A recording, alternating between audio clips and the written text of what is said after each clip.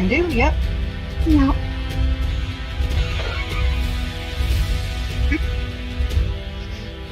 Is he with you?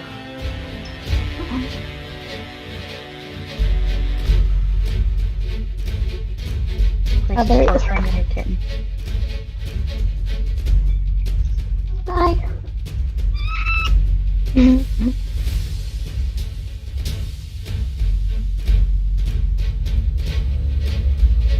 No.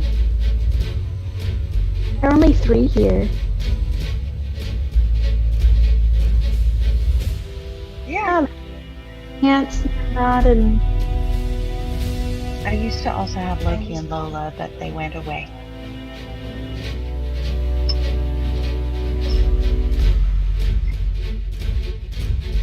But you can't call us crazy cat ladies because I asked and the cat said they're not crazy.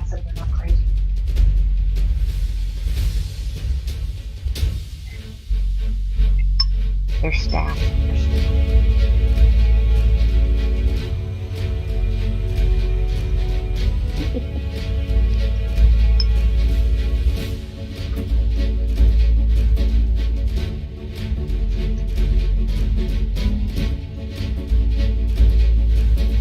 Or XP. or XP.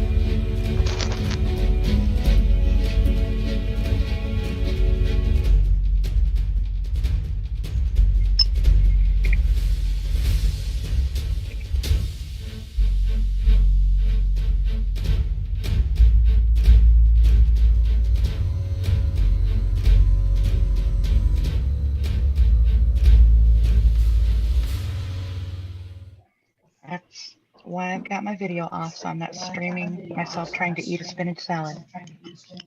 Yeah, or echoing back and forth. Okay. Headphones. All right, anyway. Let me see here. I'm going to go here.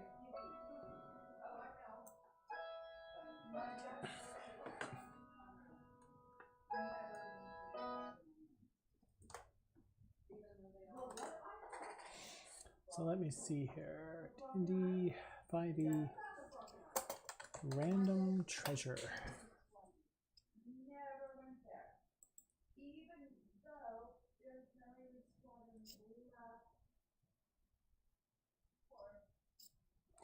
I'm gonna have to change microphones because I can hear my family.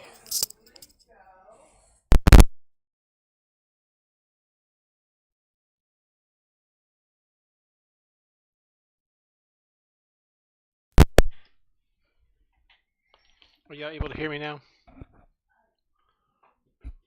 Okay. Yep, we can hear you.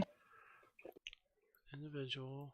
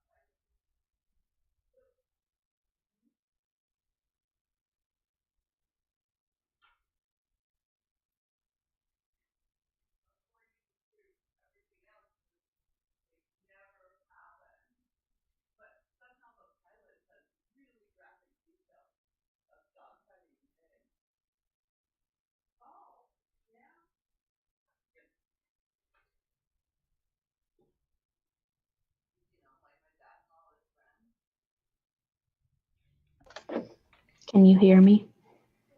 Yeah. Okay. Okay, actor, close. My virus software is fussing about a company's website.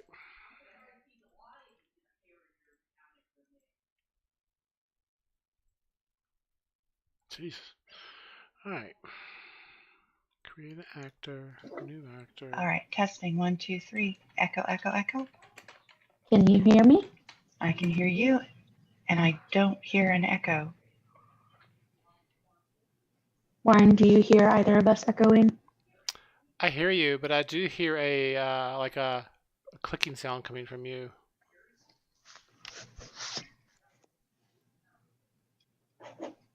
Were you talking about Pandora? When Oh Pandora's shit! Now I'm echoing again.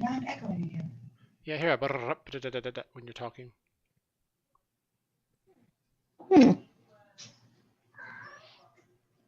But I don't like that. You have a powerful microphone, my dear. Oh, but see, if I talk low enough, it doesn't pick me up. So you have to talk very quiet and. I'll be very quiet. I'll be a quiet little troll today. I'm not a troll. What am I? Goblin. Goblin. Thank you. I've blanked on it, man. He's super sneaky. See, I'm wondering if I can adjust the level of this microphone. I can actually help with this.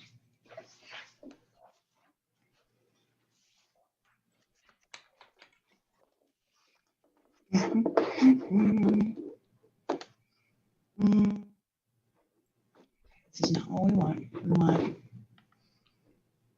Oh, that is what we want. I was wrong.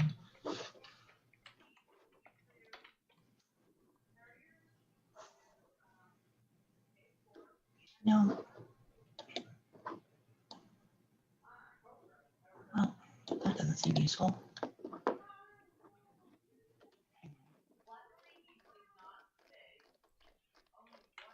So this is legit the only thing that's enabled right now. Mm-hmm.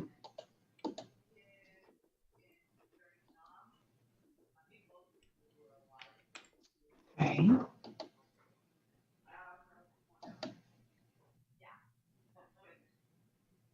Peter dictates to his computer. He prefers it to typing and particularly prefers it to pen and paper.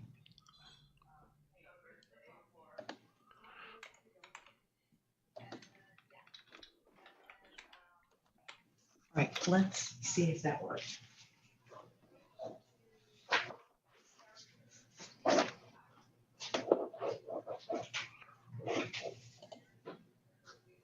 Testing 1, 2, 3. Testing 1, 2, 3. Peter went to pick a pack of pickled peppers.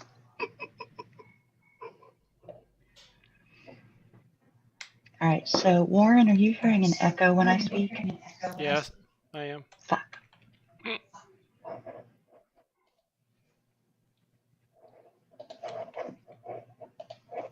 Maybe your microphone just is in love with me. Maybe.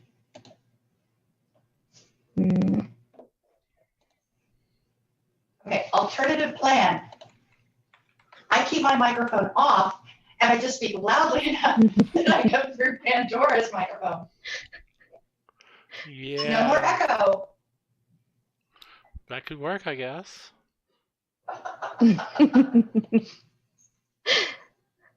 We don't want to go to separate rooms.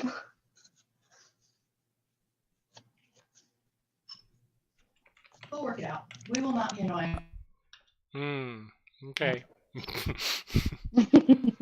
If you say so.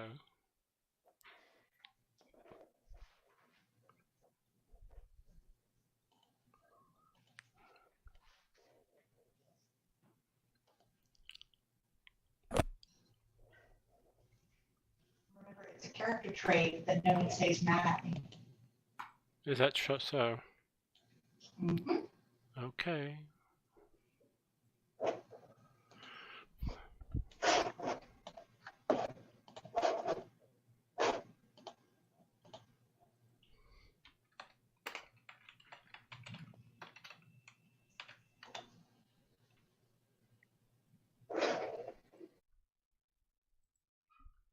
Okay, so I got the treasure done. I'll wait till everybody gets together. And yes, you will be leveling, but we'll discuss that in a bit. So I'm going to go back to waiting. Hi.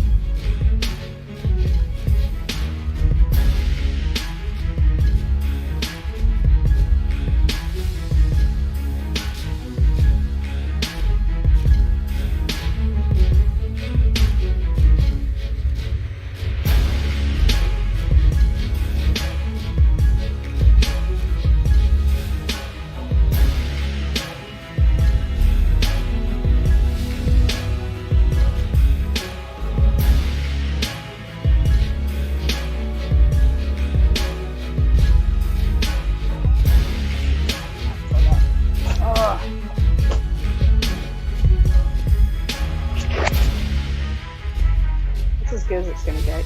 No.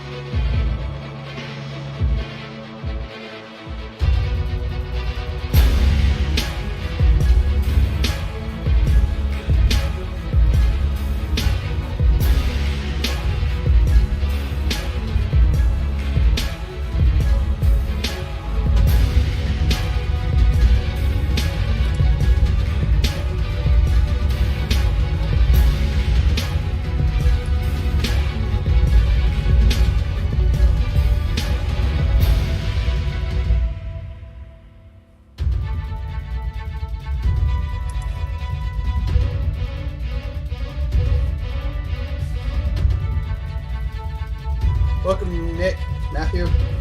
Hello.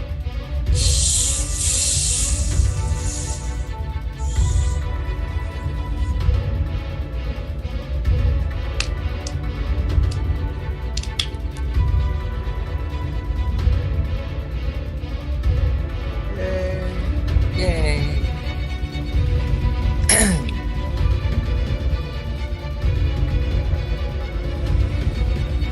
Yeah, I'm here. I'm just working on this tablet situation. I had to basically delete his account and set a new one.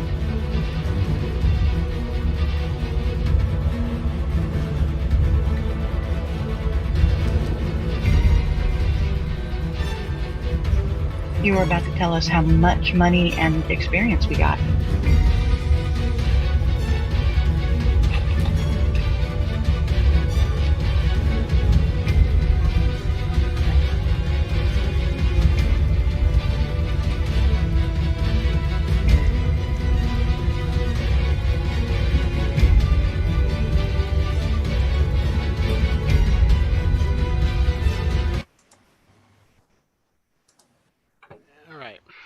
So let's see here now.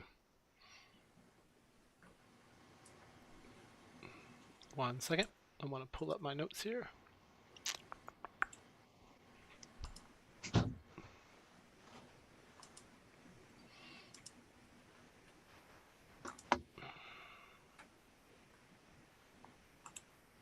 Okay.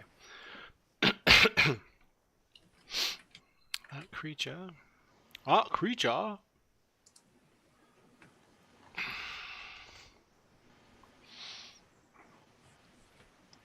Was worth. Okay. They don't let the character sheet pop out anymore? I may have disabled that plugin. I'll check and see. How many do we have here? We have 1, 2, 3, 4, 5 players. Is that right? 1, 2, 3, 4, 5. Yeah, divided by 5. That is correct. So you're looking at 400 experience points each.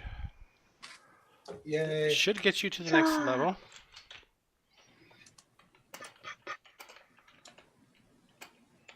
You said 400 or 500? 400 each. 400. Thank you kindly. And I will show an actor to y'all. This actor is the treasure you found. And let's see, permissions. Configure permissions.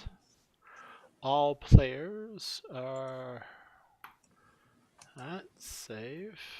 And I think there's a way to view.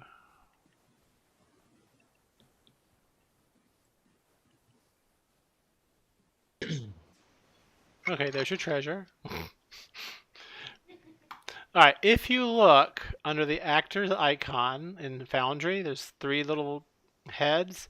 You'll see something called Goblin Ward Treasure. If you open that, you'll see a treasure box.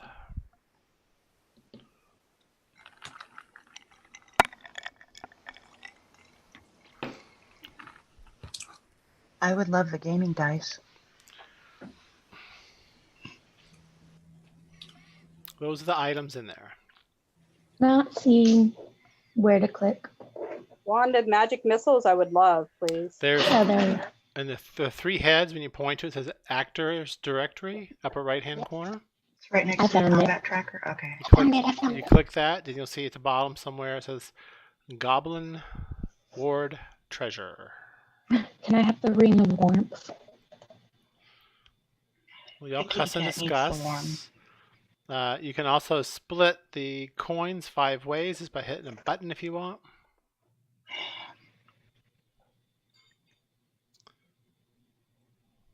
When I hit the split 5 ways, it says must loot from a token. Does that mean I don't have my You got player so pick? you should click on your token.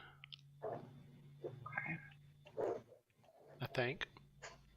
Let me know if it still says that. Yeah, it still says that. Okay, I will drop the goblin on the Goblin Ward treasure on the map. Now click it and see if it lets you loot split 5 ways. It does Does. not. Mine does. If you double click on the token on the map.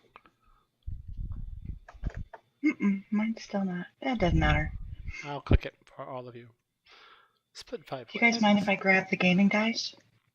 Check your inventory, see if y'all got items in your inventory. I didn't get a message or anything saying it did or did not split. I have 48 gold and 2 silver. So I don't think I have.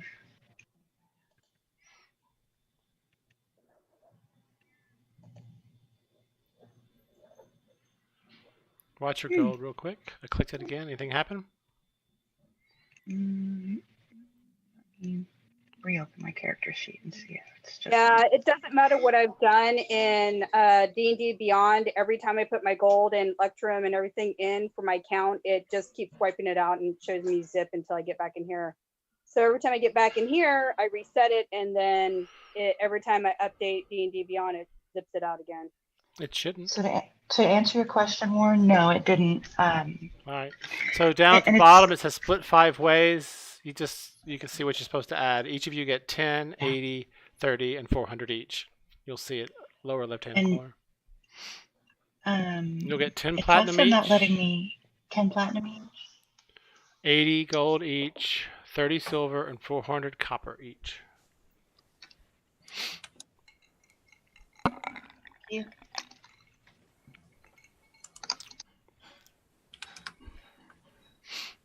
The thing may be broken because they just did a massive update. So let me see here. You're saying you can't pop out? Let me check on that real quick. Let's see. Manage modules. Pop out. Pop out. It was turned off. I'm going to handle my level up real quick. The screen's going to flash on you. So be sure to update D&D Beyond. Right? And let me check my extensions here real quick. Extensions. Zoop. Turn that on. Let me go back. Refresh the game.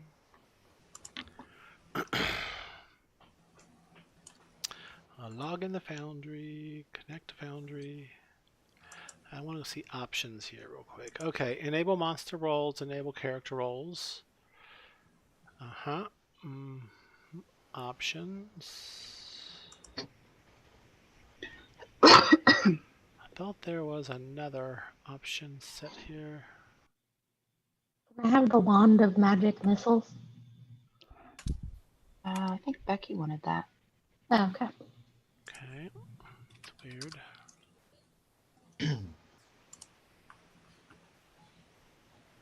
Okay, let me check the module settings. We'll go here. I mean, unless someone wants the ring of warmth, I mean, she can have the magic missiles. I already Just took the ring of yeah. warmth. I mean, I thought you wanted shiny pretty thing. Yeah, I was just thinking practically because I don't know the spell for magic missiles. Yeah. So I didn't know if you needed the ring of warmth or not, or there's a jeweler's tool in there too that might be good for you. I don't know what the guys want though. I'm not hearing very much.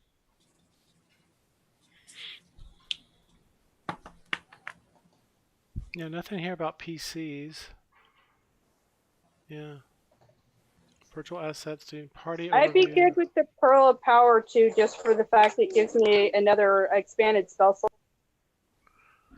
Okay, so you should be able to do the pop outs now, I think. Matthew. Alright.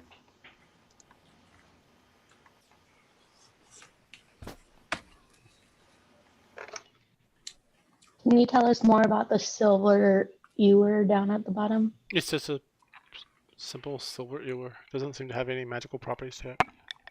What's an ewer? Yeah, that's my question. Pitcher. Yeah, it's like a Pitcher. little pitcher. Wait a minute. Do you have Sellable loot. one? I thought there was a setting for VTT assets when you were linking your character. Oh, that's cute. Doesn't seem to be. Alright. Sorry, Ronan. Yeah, y'all can discuss that. Okay, Sonia. So y'all figure out how you want to distribute the magic items amongst yourselves. They're not all for one person, unless y'all want to do that. I'll be right back. My interest would be the pearl, the ring, or Pandy says she wants the magic missile, and since I already have it, I don't really mind giving that up. The wooden figure, Wondrous Power, Silver Raven. I don't know. Maybe Blixie.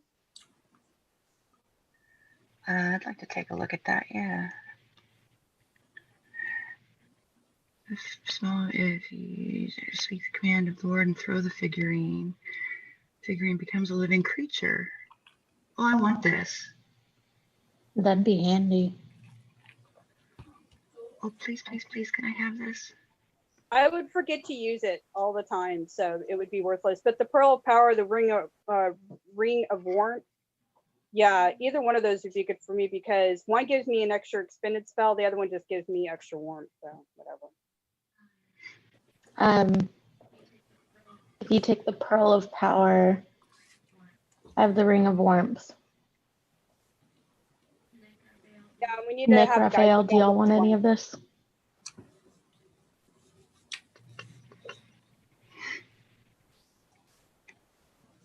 Well, there's 4 of us. And there's There are 4 5 of us. Well, okay, you're right.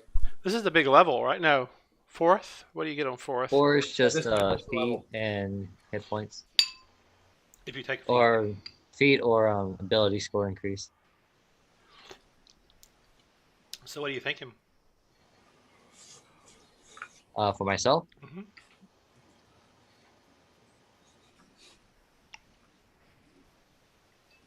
I'm looking at the feats, either like lucky or sentinel or tough. The U is actually the other one with the handle on both sides. Mm, But yeah, same thing. So this is where are my glasses? So this is Nick, right? All right. Did everybody level up in D&D Beyond and re-import their character to Foundry? Not I yet. have not re-imported just yet because I'm not done. Remember, D&D Beyond is a place you keep all your treasure and stuff.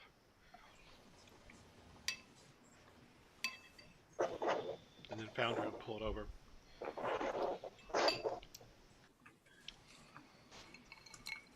Spells. I thought there was a setting somewhere in the VTT assets thing that will say don't overwrite characters, just import new stuff, but I don't see it.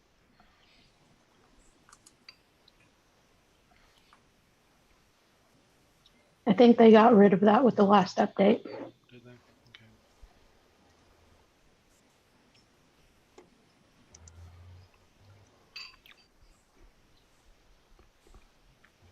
I actually played it without VTT assets the other day, and I just used D&D D20 or what it's called, roll whatever.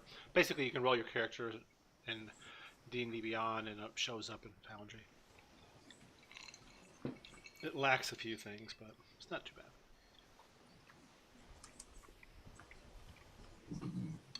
Excuse me.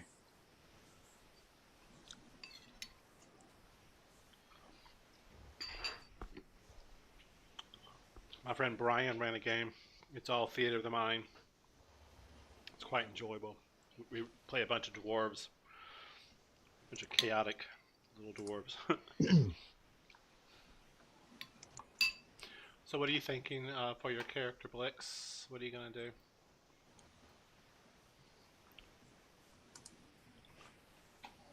Sorry, as far as the loot or the leveling? Loot. Yeah, what y'all decide on the loot, by the way? I'm taking the figurine and the dice set. Okay. The wand? I got the ring and the wand. Who?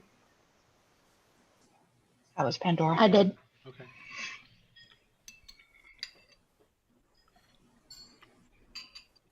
What else was there? That it for the magic items? I think so. Well, the Pearl of Power, has somebody already looted that? I have, and I was wanting it. Take it. Start making decisions. Take your stuff. Fine, if the guys aren't taking it, I'll take it. I'm totally cool with it. Make sure you I attune. say, Make sure on Obviously. D&D Beyond, Cats, you attune any magic item because you have nothing attuned right now. What do you mean? You go some to, magical items have to be attuned, and if you go to your equipment tab in D&D Beyond, and then click Manage Equipment. You'll see There- items. there's also an attunement tab specifically, Mm-hmm. like it'll say all inventory attunement, and if you have any items that need attunement, they'll be listed there, and you can attune up to 3. Okay. Just if you have anything. And you can change, if you have more than 3 things that need to be attuned, you can swap, you can only have 3 at a time, but you can swap them out at a long rest. Look, she does not, but I think a pearl does. Hey, Pandy, do you have the amount of gold and everything we should have at this time, please? It's in Foundry. Just double click the icon. Yeah, because I was gone that one week. Just double click the icon for treasure. And you'll see down at the bottom left-hand side. I don't think they got any other treasure, or did y'all? I don't remember. Mm-mm. Nope. Not that one time that you were missing, no. Okay.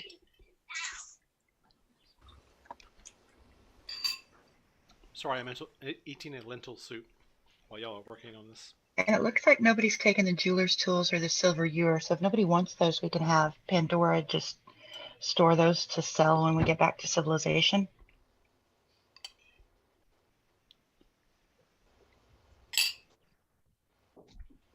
Or heck, I'll take the jeweler's tools if nobody wants them.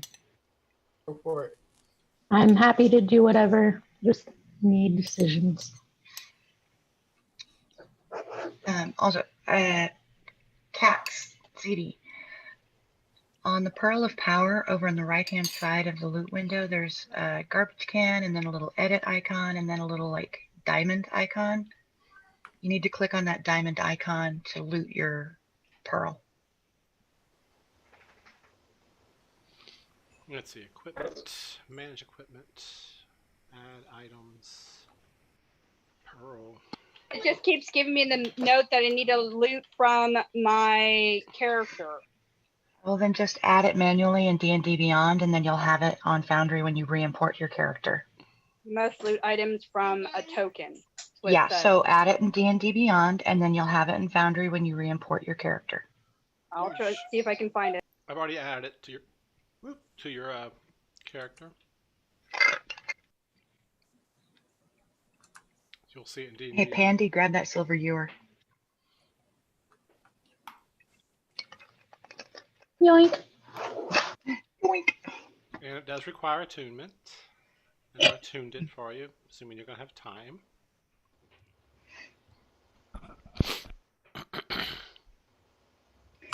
So I'm in D&D lucky Beyond, now. Kat, are you in D&D Beyond, Kat? I'm trying to get in right now. Hold on. That soup was hot. So I can increase one of my abilities by 2 points, or 2 of them by 1 point. What do I want to do? Oh, which stat do you rely on most for like your skill checks? What are you trained in?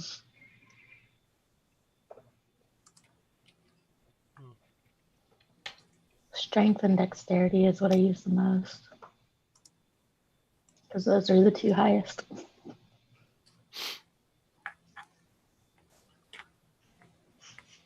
Oh, there's a lot of ways to go about this. You could boost those even further and become even more formidable in strength or dex or both. Or you could shore up your weak stats. I decided to forego the stat boost in favor of a feat. Are you Right. Are you in A there, feat? Cats? I'm coming over. Hold on. Yeah, Pandora, you can get more feats.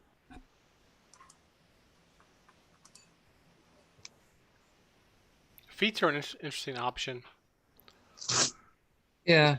To be careful, you want to make sure that they scale with levels. Otherwise, like you wasted it. Yeah. Or depending on, like, I went with luck. Yeah. So luck will give me 3 additional rolls, I guess, per long rest. That, I wanna that use helps, yeah. Yeah, especially with like attacking and stuff like that, or for like skill checks or anything else that I might fumble on. Or not fumble, because I have a feat for that too. Okay, I'm at in 2 magic items. All I'm seeing is my staff. I'm not seeing anything else. So how do I add them? 1 second, please. Let me go. Yeah, So on your character sheet, are you on equipment? I'm on equipment, and it's showing me attuned magic items. So Attunement? okay, So anyway, go to your inventory. You have your quarterstaff currently equipped. Do you see Pearl of Power in your...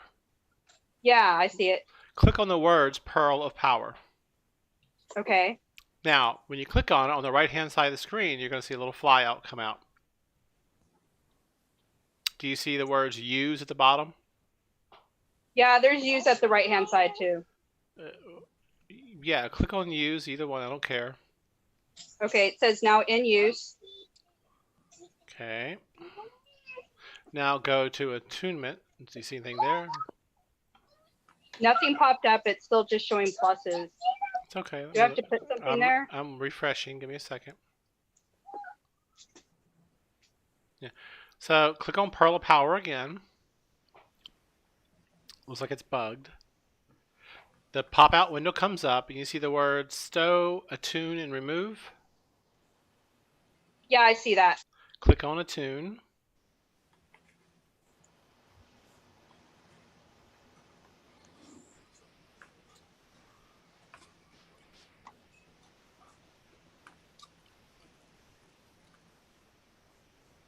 Okay, have it in attune, the little plus box.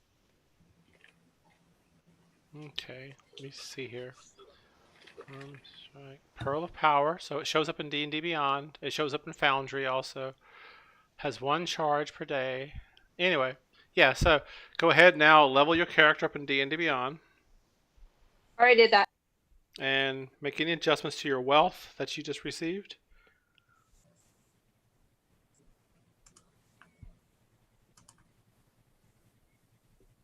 Where do I do that on the sheet? Do I do that at the end where it shows everything on there on your sheet? So Or under like there's a place to put your money. I forget where it is though. yeah. I'm getting ready to tally everything up, make sure I have the right total because that's what I was writing down on my sheet. If you're looking at D&D Beyond, go to the equipment tab, and then right at the top under your Currency. headings where it's, yeah, Currency. it's where it's description, note extras, it's right there at currency. So do you see under equipment in D&D Beyond, Cats? Got it. Do you see the Yeah. word currency? It's right above manage equipment. Click on currency, the whole thing pops up, and you can use the adjust currency down below. Got it? Okay. Got it. All right. Let's see. Any questions, folks?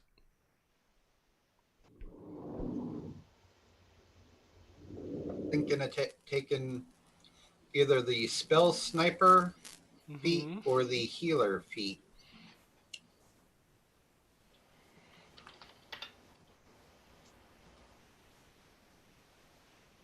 The spell sniper would allow me to cast better, you know, further distances and with less obstacles. And what would the other do?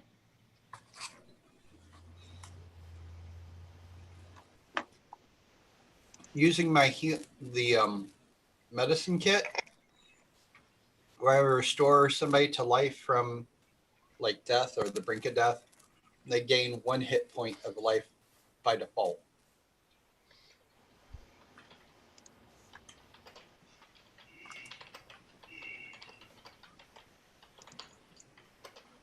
I'm biased.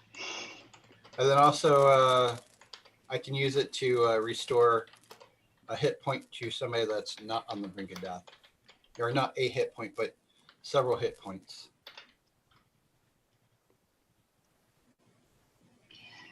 I can only do that once per person. Ever? Well, Oh, this is that one. It is once per person. once per person per long rest, you know. I can't do it until like the next day or something. I cannot give you an unbiased assist on this. I can't.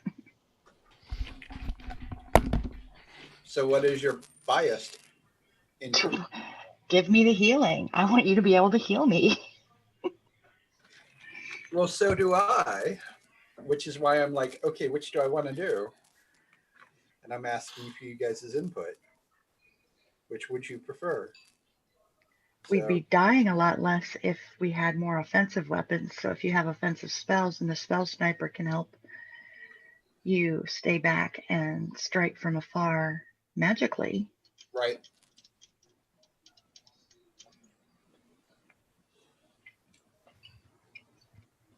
Though that's only if I had more offensive spells, which I don't have very many of.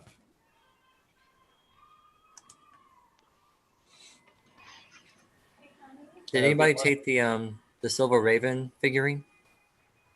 I did. Okay. Did you want it? No, I was just curious. Yep. Yes, love.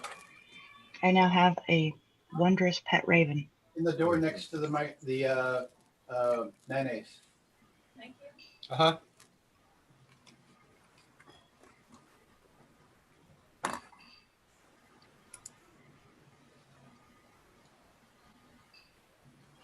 I suppose I could take some of these out and swap them around for other attacking spells. How do you import your character again? Double click on the B. Just single Next. click, actually. Oh, yeah. And then you'll see when you do that, you'll see, scroll down a little bit.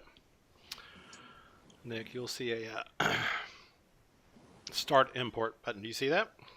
Yes. So you click on that. There are the things right there. So, update selection. The following items will be deleted and recreated on import. Classes, features, weapons, equipment, other inventory, current, and spells. Down below that, you can say import new items only. Doesn't delete or update existing items in Foundry. Use existing items from the compendium rather than recreating.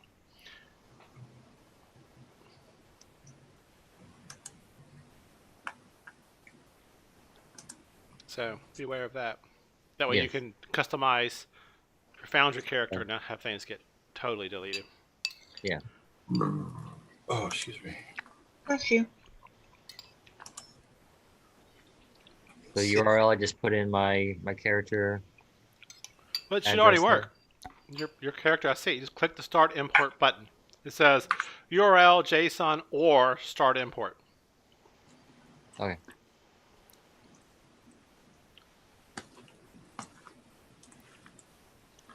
It should just do it. Takes only a Yeah. second or two. Then Yeah. reopen your character sheet and see if it got it.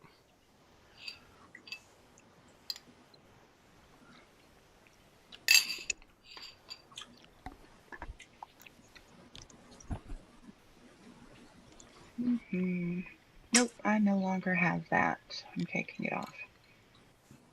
So while you're Oh, all wait, working yeah, I on do. that, figuring things out, let me pull up Notion.so, which is the tool I use to take campaign notes and other little silly things like that, you know. Let me I need see here now. notes. I don't need no stinking notes. Just run this off the top of my head. Feels like that sometimes. So, all right. I didn't edit what was given to me. The recap was from Matthew, so I'm going to read it with all errors and all. Yay. After defeating the strange mutant orc creature, our party settles and heals their wounds while searching for shiny things and drinking some well-placed ale.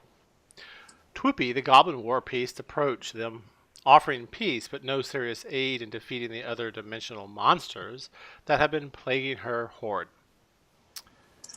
We work out a plan for Blix, who is conveniently already dressed in typical goblin rags, go figure, to pretend to bring food to the remaining captive members of the circus. We head off to the portion of the underground cavern where they are being held, and she notices something very odd is going on with them. Mystical tentacles have seemed to attach themselves to the captives, and at the far wall she sees a giant gelatinous being. Actually, that was a little later. She points as Nick enters the room. At first, I shanked the guard. Yes, that's okay. However, due to his inferior eyesight, he's unable to see the mighty blob. The rest of the party arrives just outside the cavern entrance, and the battle begins. The gelatinous creature moves forward and attacks with devastating blasts which incapacitate Nick and Pandora. There's a bird chirping in the background. Blix, in goblin quickness, tries to throw oil on the beast, but finds herself blinded and sprays oil all over the place, missing everyone completely. Hackathon? That's Raphael. I know. Hackatham, with all the confusion, accidentally strikes down Madame Easily, believing that her flamboyant attire and weird fetish of tentacle enjoyment in such an inappropriate time and place should be just too much to handle in such a serious situation. I love that part, Nick. He quickly realizes his mistake. Cat makes her way into the fray and attempts to subdue the creature with a blast of magic. Blix, regaining her eyesight, successfully douses the gelatin beast with the oil, and Pandora begins to light a torch. Nick, once revived, sets his sword on fire and attacks the blob, not only inflicting pain and damage, but setting the unholy thing on fire. Hackatham redoubled his efforts and strikes the creature of dread, inflicting a serious blow as well as Blix and Pandora and Cats. With each strike, the creature inflicts pain on the captives who are attached to the odd tentacles. They eventually whittle down the giant gelatinous creature, finishing it off in their typical style of just beat it till it dies or can't stand humiliation and runs off style they've all developed as a group. People that are important to y'all. Twoopy Pepperchin, a goblin war priestess. She offers y'all peace. The fiendish Oblex, highly modified. NPCs that were rescued: Madame Easily, Charlotte, Lady Ace, Jameson, Alba, Snowflake, Adelid, I can't pronounce her name, and I even wrote it myself, Victor, and Ephraim. These are all people of the thing. Carnival, circus. Something like that. Yes, thank you. The circus. And so that is that. So you find yourselves, doing a short rest here, and then for you to successfully level, though, you're going to need to take a full rest. Troopy and her goblins have no problem allowing y'all and your crew to take a rest here, except you do know you have your companions out by the wagons that are not capable really of defending themselves that well. What do y'all wish to do? Beeline for the wagons and take our rest there, I think. What do you guys think? Yeah. Okay. Y'all begin making your way back out of the cavern and out into the cold weather. You see a goblin come out, a little bigger than the other ones, but not too much. And it says, "I take you another route to the wagons. Safer route. Follow." And starts taking off down a trail. I follow him. All right. Y'all proceed to follow, and it's a shorter route, and actually goes through a few caves that actually cut through a few of the hills and mountains here, and you come out on the trail in quick order. And it's actually the exit's actually cleverly hidden behind boulders. You wouldn't know it was there unless you had come out of it. The boulders almost hide it from sight. And within like 200 yards, you come upon the wagons, and the goblin's like, "See, knock knock, to show you where the quick route is." Thank you, knock knock. Ooh, wagons burn bad. Sorry. Not your fault. We had no choice. You leave soon, or you stay the night? We stay the night. You're the smartest goblin I've ever met. Oh, shucks. I like you too, knock knock. You should lead our tribe. But what about Toopy? She's our war priest. It always takes two. You don't have a chief? Well, I suppose we will. They'll figure it out. Someone will probably die. Well, I think Knock Knock should be the leader of the tribe. No, I want to leave. Oh, You should come with us. yes, I'll do that. I'm ready. Where are we going? We're going on many wonderful adventures. And then I give Knock Knock a hug. He's really appreciative of that. And hugs you back. Kind of Hey, smells, Knock though. Knock. Knock, knock. Come take a look at my cat. And I introduce him to Pandora. Oh, and he kind of like backs up a little bit. Ooh, I saw you fight. You're mean. Only when I have to be. And he like, may I? And he wants to pet your fur if you let him. I bend down so he can reach my neck behind my ears. His I found claws how that to he get naturally scritches. has, like, scritch nicely behind your ears. When that goes on until you tire of it, and he doesn't seem to tire of the idea of scratching you. So the rest of the group, what do y'all wish to do? As y'all come back, you see the wagons have been kind of moved around and remaneuvered. The sisters have been, going at it and getting that all done. Oh, Crazy. listen. And like, oh, this one of the sisters, Sister Marie, I cannot say this name. Inashida. I saw lots of different pronunciations online. I like the name, but I can't pronounce it. I'm gonna see if y'all can do it. I thought it'd be a fun challenge. Ooh. So look in chat in Foundry. It's her middle name. Innocentia. In what? Innocentia. It's innocent and then at the end. Innocentia. Innocentia. Huh. Innocentia. Got it. Right. Okay. It's supposed to have a Germanic flair to it, by the way. Yeah.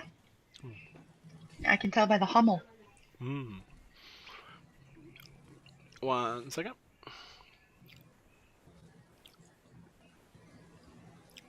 Wait, why does it say that Nick posted that? Because I had his character clicked. Oh. Sorry. I'll be right back, folks.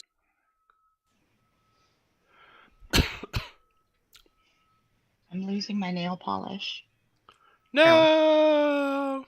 So her and Lady Windy, Serpent Wind, come forth, and they go, but you see, Lady Windy now is like subservient to the sister. Remember, the lady was the one who hired y'all to. Anyway, the sister goes, "We are anxious to depart with the children out of these dangerous mountains. Are you all ready?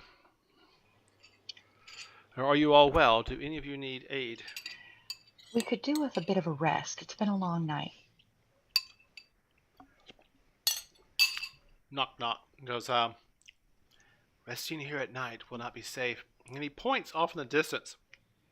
And you see, to the east of your direction, kind of where y'all were heading originally, 2 mountains that kind of, not mountains, well, I guess so, peaks, if you will.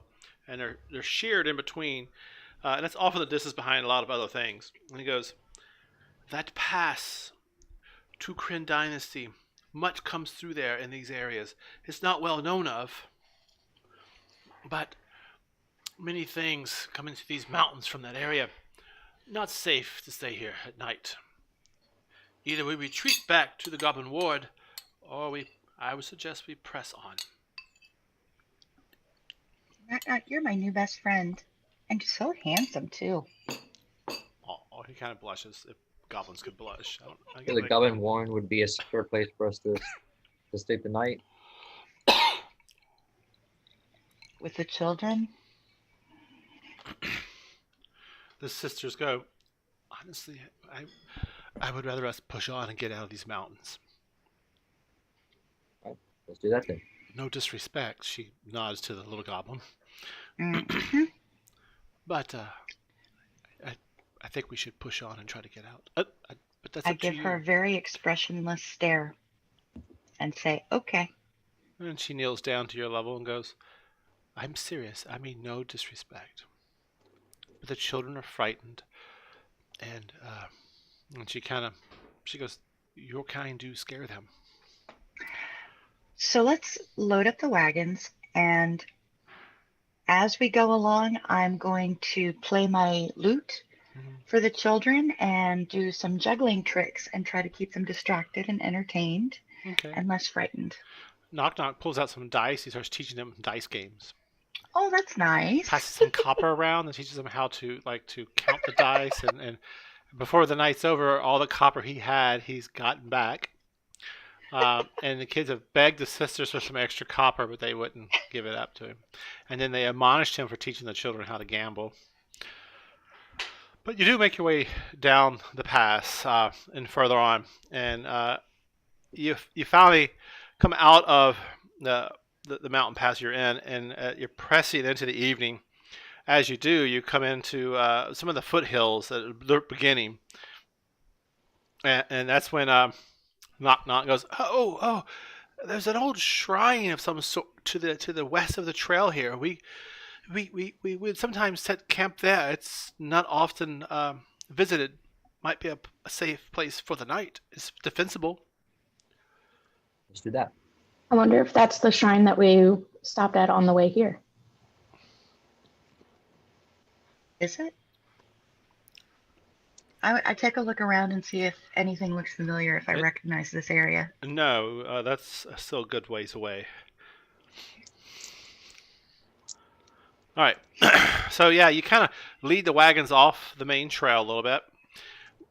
And you can see the deep ruts and the cattle, oxen marks in the snow, and all the footprints following behind it as it leads off.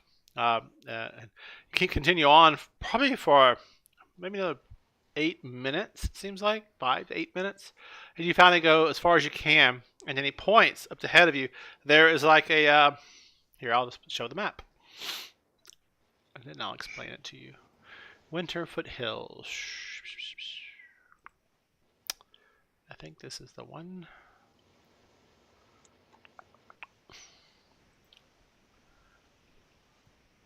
Yeah. So what you see is a foothills about you. Some of the trees in this area have fallen over, heavy with snow on them. They've just kind of snapped and fallen over into the ground. And you see a rough stone area. The snow around it is kind of melted away from it. You see to the north and south of it these large crystals with runic symbols on the ground around them.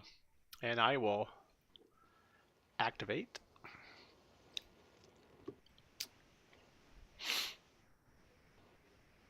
It's a nature shrine. And I will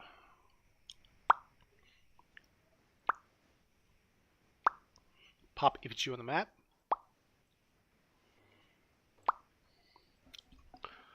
And I will modify him. Goblin token, and we'll call him not.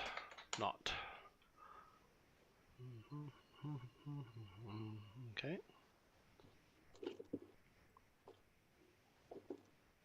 Okay.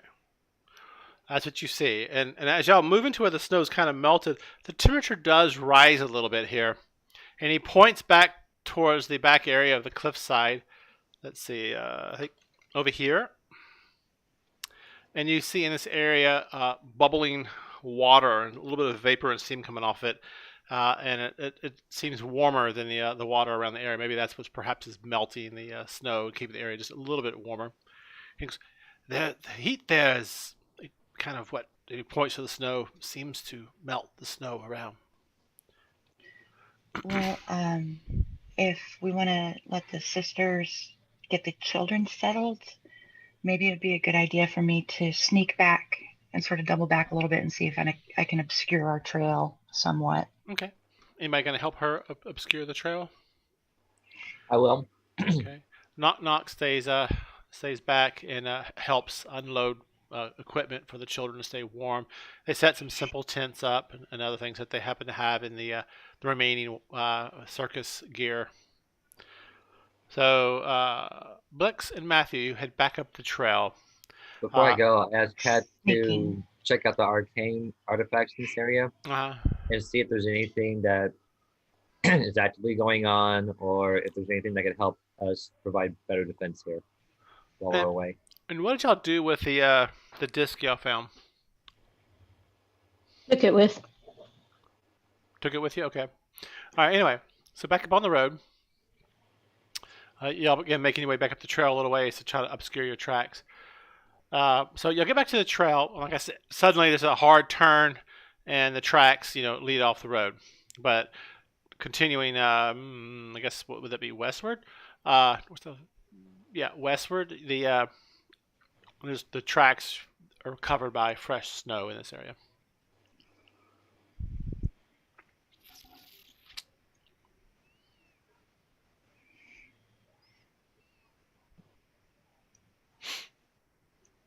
So what are y'all thinking?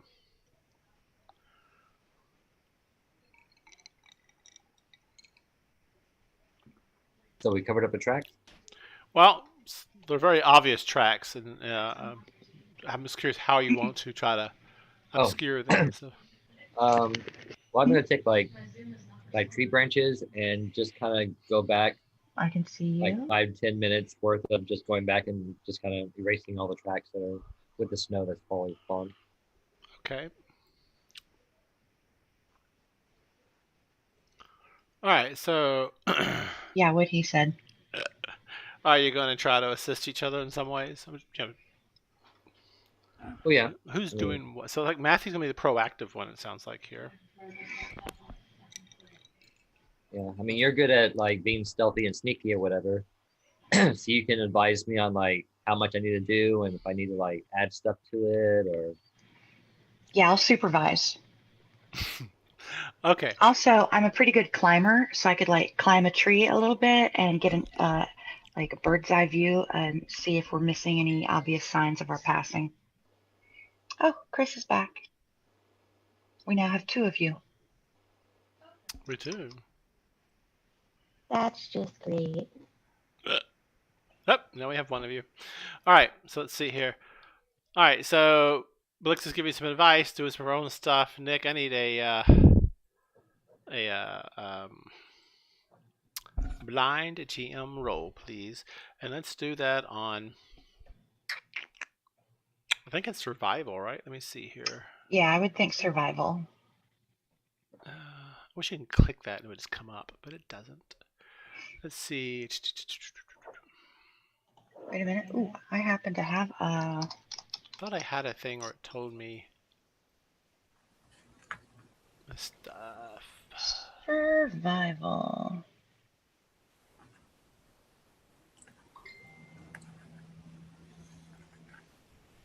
I Got would it. think that covering your tracks would be a stealth move. Not necessarily. Survival is to follow tracks, hunt game, help you through frozen wastelands, identify signs that owlbears live nearby. That's oddly specific. Avoid quicksand, other natural hazards. Hang on. Well, if we deconstruct searching for tracks or whatever, because that's basically what I'm doing is I'm hiding tracks. Stealth is used when you're slinking past guards. No. I imagine if I'm trying to hide my tracks, I would also use my skill of trying to find tracks to see how well I'm doing. Also, I'm hoping to find something that says levitate.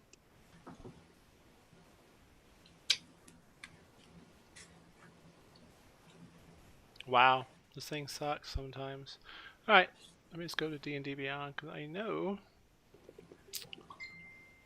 could be a nature check, but that doesn't seem to make sense.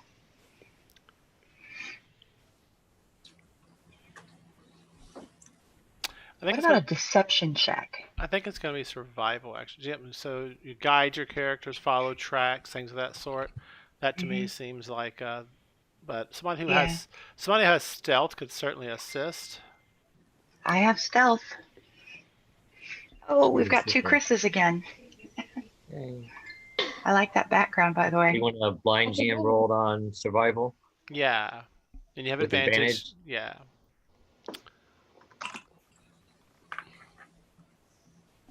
Okay. Y'all do pretty good. The main problem is that the heavy tracks and stuff from the oxen, they're hard to replicate. But as far as you drug branches over on either side of the trail, made it look like some kind of scuffle happened here. You did your best. It looked like some of the tracks doubled back. Everything you could do to confuse the path not to head off in y'all's direction. And you tried to dust snow over the heavy tracks the best you could, and you're just hoping that it will continue to snow, and that will work to your benefit, right? And so that's what you're hoping will help you. And then you move back to the group? Yes. Okay. 1 second. I have a 2-person tent. Knock can stay with me. We're buddies now. Okay. Can it fit a cat? Mm-hmm. Because Not and I are basically the size of one person together. Yeah, but I've been in 4-person tents, and they're barely enough room for 2 people. Okay, I'll just cover them with my fluff. Mm-hmm. We'll spoon. It'll be fantastic. You can be the filling in our goblin sandwich. So when y'all get back, they've set up tents and other things here from the wagons. And I will just draw some basic boxes on here, I think, to kind of represent that. I don't have tents per se. So that's not what I want. Here we are. Got box, and we'll just draw some little squares here and there to kind of represent where they put things. So that's kind of where they're all gathered up, right there in that area. Like so. So all the kids and they're all packed together right there, using their own body warmth to kind of keep them warm. And the heat from this area over here, and I will just draw an X here. From this area here, emits kind of warmth overall. What do y'all wish to do at this time? Set up my tent. All right. I'm going to do it like here-ish. Wait, that's not what I want.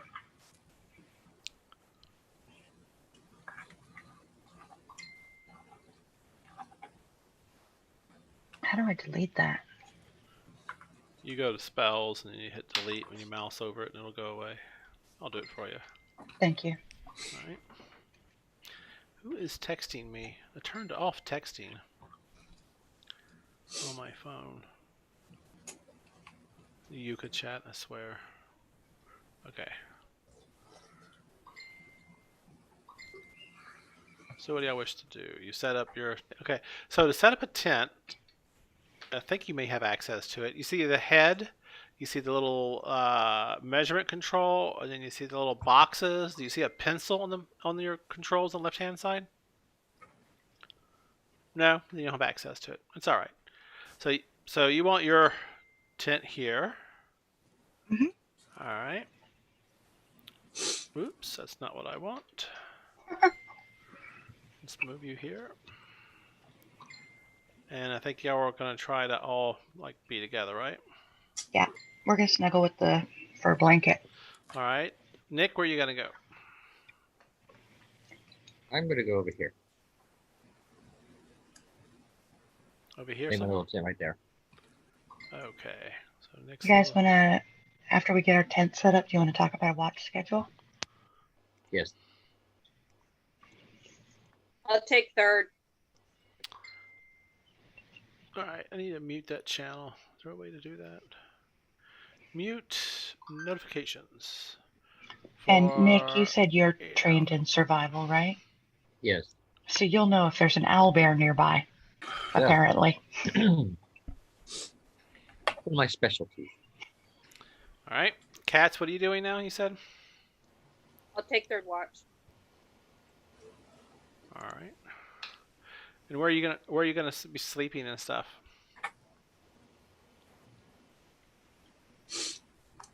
You're the nearest wagon, so I have a little bit of coverage. The wagons are a little ways away. They couldn't get them this close. Maybe under one of these trees. It's pretty cold out there.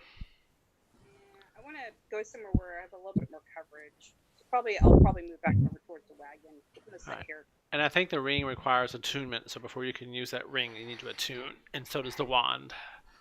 And attunement requires a rest. Yes. Okay, are we talking the pearl or are we talking the wand? Because I don't have the ring Anything that or the- requires an attunement takes time. Right, who has the ring and who has the wand? I do. Okay, cool. I would like to take first watch if that's okay. Okay. I'll take second.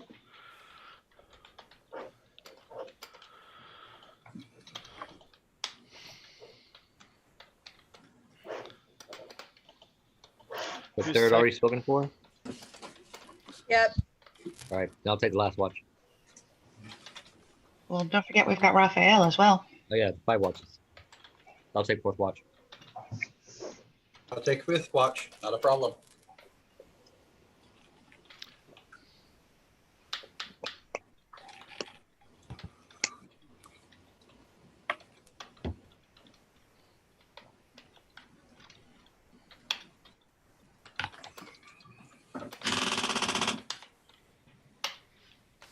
Okay. It takes a while. The children are cold. You're having to find that you're having to go back forth to the wagons and stuff and bring extra blankets and things to kind of keep them warm. Do y'all intend to start a fire or anything? There are some trees that have cracked and fallen over from the winter wind. Do we feel warm enough without it?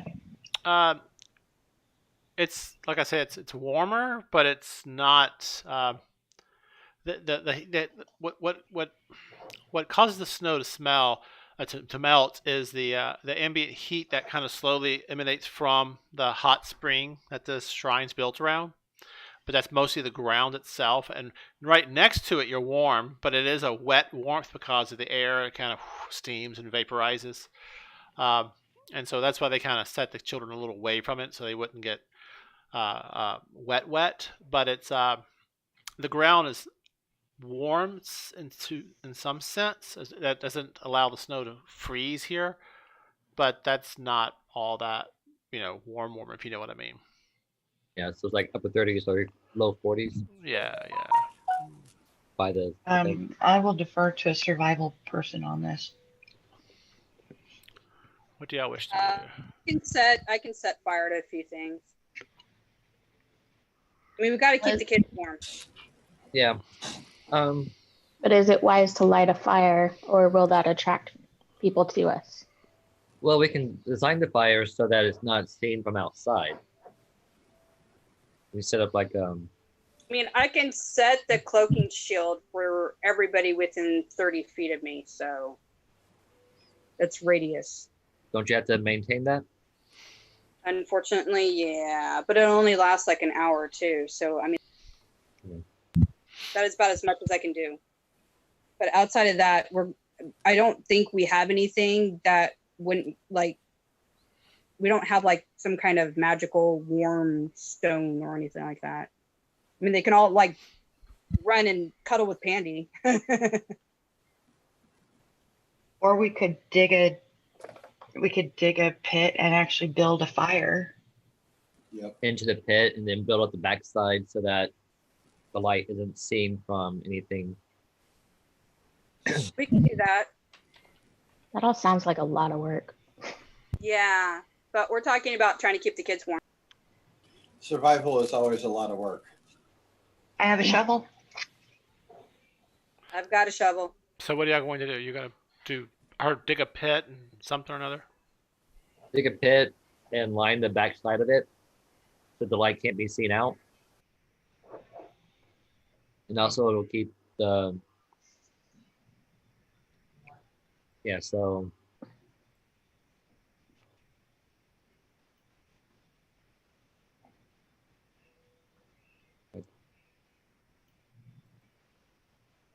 Where do you want that fire put?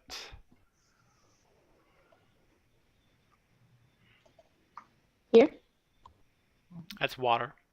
Yeah, I was gonna say that. I think that's water. Nick? This is water? Yeah. that's water. Yeah, Right here, Nick? I think so. Okay. And then on the back side of it, like all along here, find like rocks and stuff like that after we dig the pit, like line it with rocks and stuff like that, and just debris, or if there's dirt or mud or anything like that, to kind of block the light from going back and being seen. Okay. All right. So I need everybody to make a survival check, and you can make it public.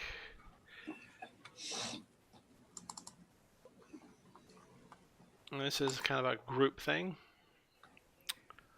We have 1 failure, 2 failures, and success, a critical A success. critical success. Yeah. All right. I wake up feeling amazing. 3 successes, 2 failures. All right.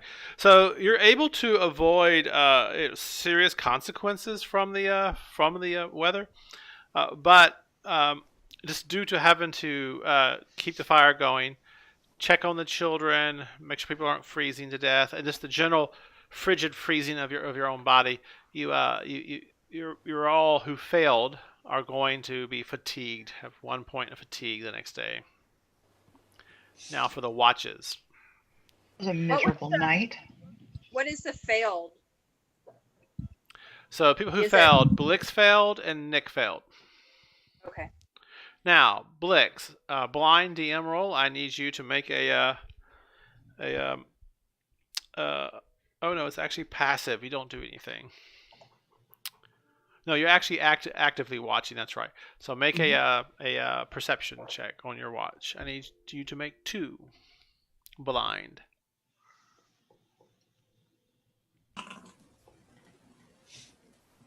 Okay.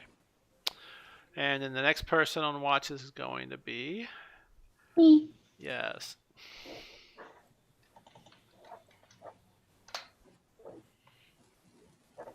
So I need Pandora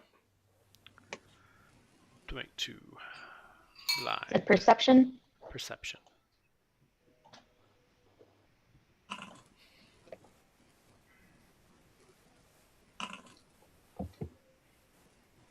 Okay. So Pandora, you're kind of sitting there, on your watch. The first bit of it, your fur is your natural state. You're not too bad. Your paws are a little chilly, but not too bad. And you're kind of looking around. Nothing seems to catch your eye. And it's now time for who's it? Cats to come up. All right, here I go. 2 blind checks, please. 2? Okay. That was supposed to be blind. Roll again, Hiding. please.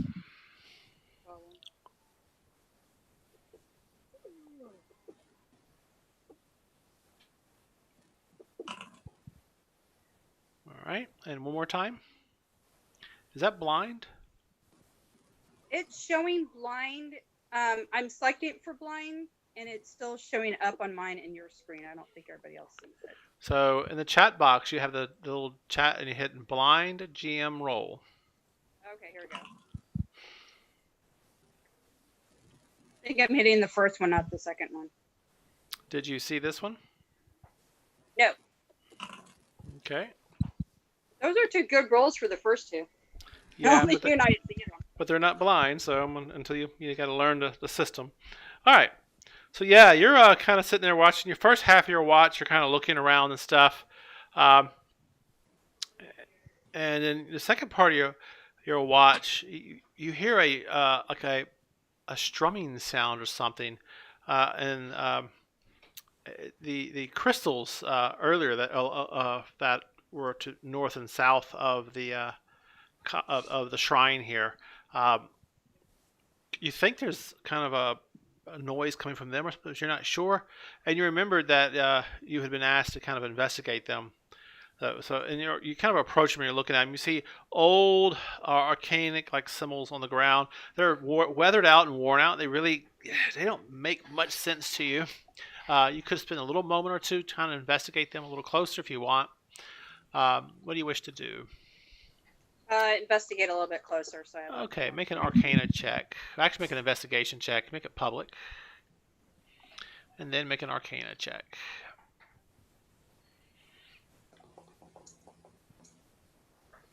Okay. Okay. Investigation Arcana both did me not as much as I wish. Yeah, right. I know that happens. So you kind of move over here. Cat's kind of taking a look at these, and that's when you hear a very faint like. Who has the disc on them? The what on them? I think it would be in my backpack. In your backpack? Okay. Yeah. All right. Pandora's our carrier. Right. So there's a sudden like cracking and popping sound from these gems that you're standing by, and then bolts of energy arch out towards Pandora on the ground, and her backpack flies open, and falling onto the ground is the abyssal disc that y'all had found. While it's still broken, the outer gems on it are like glowing and seem to be synchronizing with these gems here, only briefly. And then there's a loud and a loud strumming sound throughout the complex as this occurs.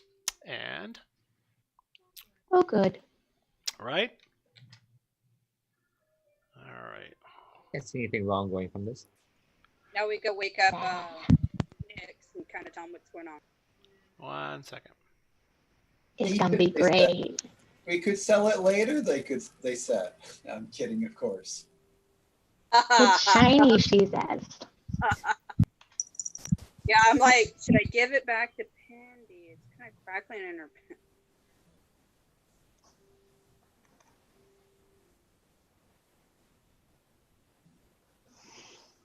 It's so cute. Look at this cuteness.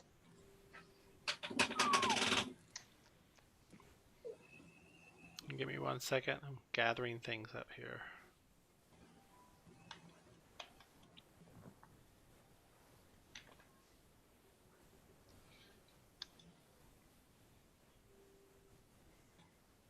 I wish there was an easier way of doing this, but as far as I know, there's not.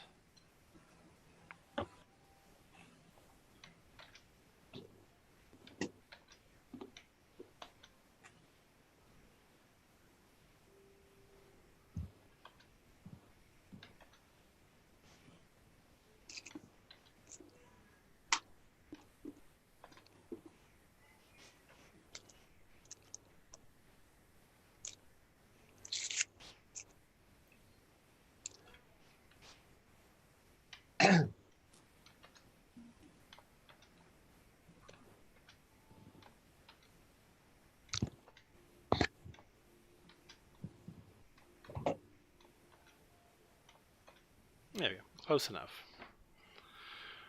And Warren, we're getting feedback from yours. what kind of feedback? I'm not.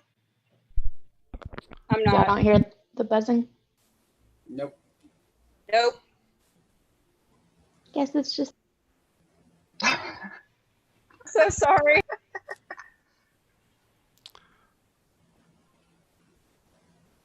Pandy had to be special. So, Pandora, these blue arches, like you come awake with, like these arches are like bouncing off your back, and then they kind of like follow the disc on the ground. As soon as the disc hits the ground, though, the little crystals they stop humming, and then the blue arches kind of move away from them, and they're going from the water around the air and into the gems around y'all. One in front of Cat who's standing by one, kind of ducking as these bright lights are all about you. And as this is occurring, though, you notice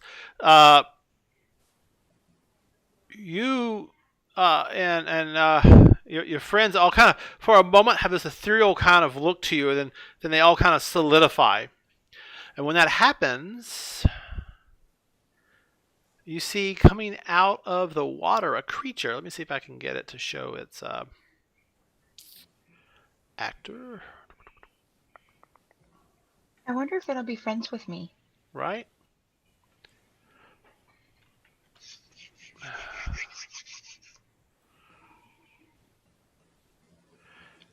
Everything is either friends or food.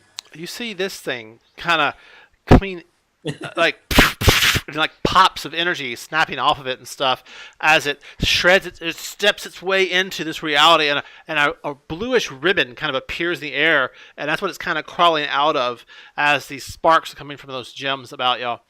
And as soon as it finally pulls its tail through, the inert abyssal anchor by you, Pandora, it just hums a little bit. It seems to be getting powered by these other gems to the north and south of you. But as soon as this thing pops out, the blue lights quit synchronizing with it, and it goes inert again. And this creature kind of looks around, goes, this feral, demonic, fiendish glow comes from its eyes, and as it opens its mouth and goes, this fearsome, like growling light comes from its mouth, and steam kind of evaporates around it as it's in the water. In hindsight, we may have wanted to pay more attention to the crystals when setting up the camp. Oops. It happens. All right. I mean, Check those out. They were quite inert when y'all got here. All right. Anyway, so this creature kind of steps out and looks around, and all of you, but it looks specifically at you guys, not at the kids or anybody else. It's like it sees Kat, it sees Pandora, Nick, Blix, Raphael, and so it looks specifically at y'all, and then it lurches forward. And this creature's size, I need to increase. I'm sorry. Let me get it a little bit bigger here. Bigger? Yes. Bigger. Andy, we found a new pet for you. I wave at him. Right. Let's go here. We're like, here, puppy. I want to ask what his name is. I'm more of a cat person usually, but I'm over here trying to start to set my cantrip. There we go. The sucker's getting burned up or burned up. All right. So here we go. All right. And so that's what you see, and it's as it's orienting itself. What do y'all wish to do? Because it's just phased into this plane, so it's still a bit disoriented. So I just need to know what y'all want to do. I would like. So what we have here is cats can react, Pandora can react because they both were brought awake by this. Everybody else was asleep. And remember, you don't sleep in your armor. Oh. I hadn't woken up Nick's yet. Okay, gotcha. I would like to use my speak with animals and ask its name. While she does that, Warren, how long does it take to put on armor? How many turns? Depends, but generally 10 minutes. Yeah, it takes a while. Yeah. Depends on how heavy it is. All right, I'm just going to grab my rapier and hide. Okay. So you ask it what? What its name is. And it goes, common. I have no name, but I am your death. And then it lurches forward. Is that it? Oh, cool. Do you want a hide check for me? I dashed behind the tent. Okay. Well, but Pandora, that was her action. Kat, are you doing anything? Where is it sitting on the map? Because I see me and I see I see three of my group. Yeah, your vision is roll limited. out. Yeah, Here. no, I have to move over a little bit. I can't see anything. Let me do this real quick because this actually should be some global illumination on the map here. Configure. And we go. I had to move myself over so I could see where it was. Yeah, you need to say where you were, though. It's important. It is our death. I'm going to go ahead and hit it. I was like, okay, firebolt, let's burn it. Ambiance, global illumination. I think that'll do it. Let's see. Back to you. Yeah, so you should be able to see it. All right. Okay, I'm going to hit it with firebolt. Firebolt? I got that in. Yeah. All right. Back. Normal. Well, don't roll yet. We have to roll initiative and all that kind of stuff. We're just determining you have a surprise, and Pandora tried to speak with it, so that's her surprise action. So what we do now is everybody rolls an initiative. Let me add you all to the combat tracker real quick. get me all Okay. excited. So how surprise works in 5th edition is the creature, you go on your turn, even if the creature's before you, but it can't act uh, um, against, it can't act until after its initiative Okay. goes by. All right, so we're ready to begin here. All right, so it's up first. Well, Pandora's up first, but she spoke. Let's see, what's it doing? Okay, let me go back. Yeah, Pandora rolled late, and not needs to go also. There he goes. All right, Pandora, you're up first. You cast Speak with Animals, right? And you learn this creature seems to have some fiendish purpose for you and your companions. Is there anything else? Was that my action? Yeah, Speak with Animals is an action, I believe, isn't it? Right, but I thought that was pre. No. Okay. This is the surprise round. Nobody panic. Right, so you can move if you want. Pandy. Mm,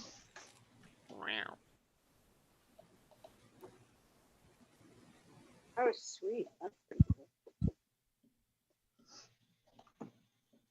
I'm gonna move over here. Yeah. All right. Nick. I'm going to get up. I am not wearing any armor, so I'm gonna grab my shield and my sword, and come out of my tent. And I see all the lightning. I see the beast. Yeah, you're coming awake, so that's what you're doing. And like I said, it's a surprise round. You can't really do much, right? Yeah. So you're like looking around what you got to do, right? And then Yes. and Yeah, I can. Did Yeah. somebody move the campfire? I might have. Well, I had to drag things around. Ah. Here, I'll move it again. Well, wrong one. There it goes. All right. Anyway, so he's also rousing up. Blix, you're still coming up, right? You don't have yeah. Raphael, you're coming around. Right. I'm waking up. I'm not wearing any armor. Cats. Wait, what? Cats, your turn. You can act. Nobody else can act at this point. Just you and Pandora. What Do I get to finish what I was doing, or do I need to redo it? No, you can do it. So you fired a firebolt at it? Yeah, I'm firing a fireball, and I'm going for damage. So what'd you roll here? Let's find that roll. I rolled a 19. 19, okay. Yeah. And let's see here. Ready for damage? Well, can you put firebolt into yeah. Just do let's see, this creature has some immunities and stuff. Let's see here, or resistances. Yeah. And fire I got one. It doesn't really matter. I was surprised. yeah, and the fire just seems extremely ineffectual to it. Doesn't seem to affect it. It's like just puffs off of it, and it like looks in your direction, noting that you're a caster. And now we're back to the top of the order, I think. Where's my... I think I know where I'm going this time. All right. Pandora, finally, you can go. What do you do? Hold, please.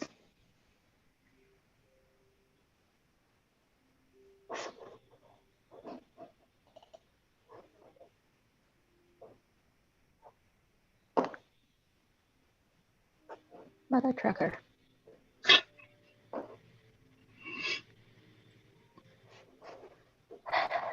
So my ensnaring strike did not transfer over.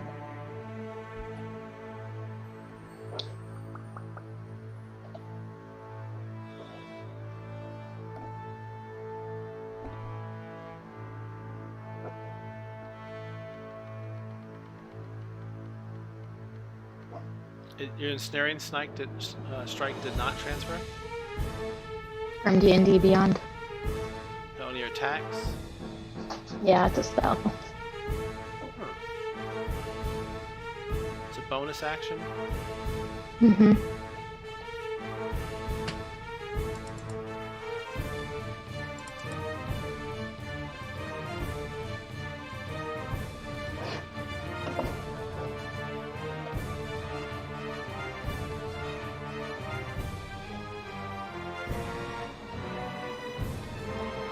Where are your attacks? Spells.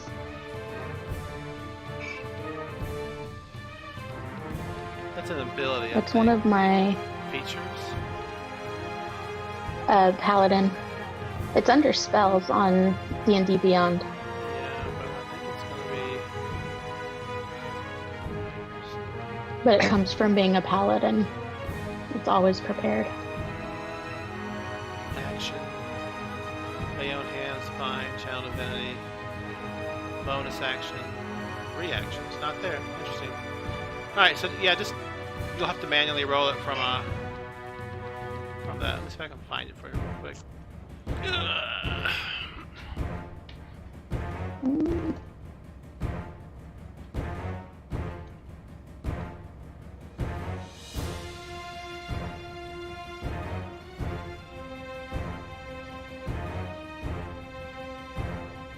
Let me see if I can copy the text into Foundry.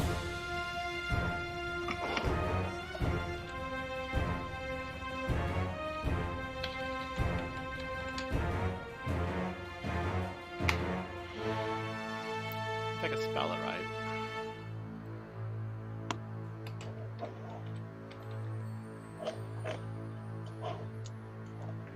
Yeah, there's a spell for sure. And should be under default Foundry VTT no. Items, class, monster, racial spells.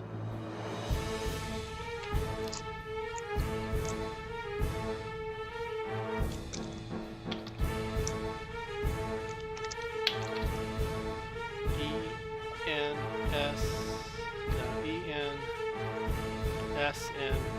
Huh. Alright. Let's go to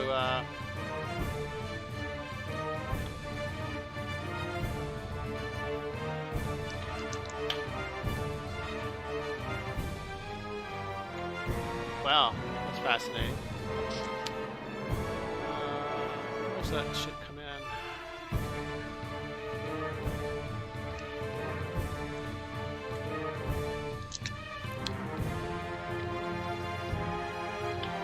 It's not coming in. I don't know why. So what you're gonna need to do is just figure it out from D&D Beyond. And Okay, so I pasted the text of the spell in Foundry. So it's cast as a bonus action. Okay. And then I'm going to move in with my great axe.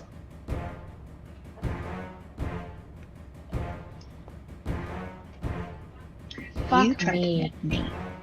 Wow. Rough night.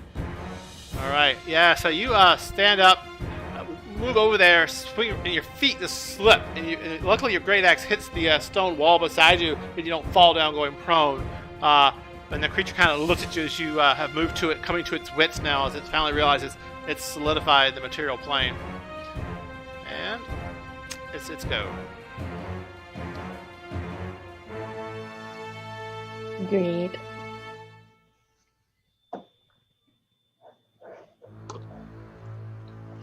Alright, so it kind of maneuvers a little bit, and it will take a stinger attack with you. A tail kind of goes, and it slams down out towards you. And let's see here. I got 20 versus your armor class. I'm probably gonna hit. It's a hit. Alright, so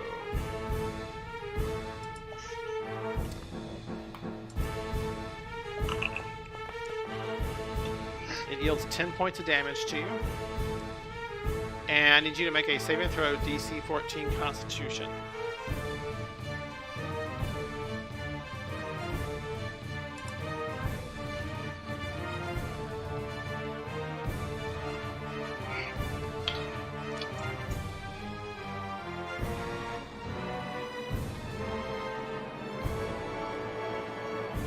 Mm-hmm.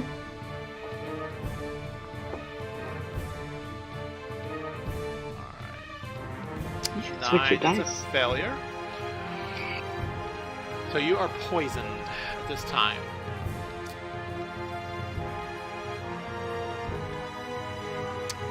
Alright, so poisoned, a creature has disadvantage on attack rolls and ability checks. Okay? Yep. Okay. I think there's a,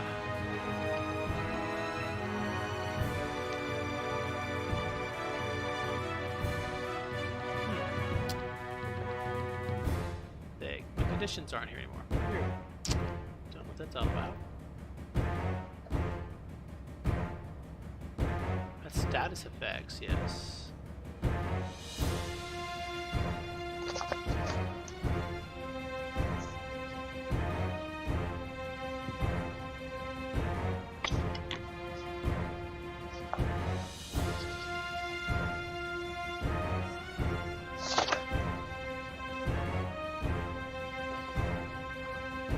There we go. Whew. All right, so you're poisoned, and Poison. then it will shift here, and it will take a bite attack at Raphael, sensing his holiness.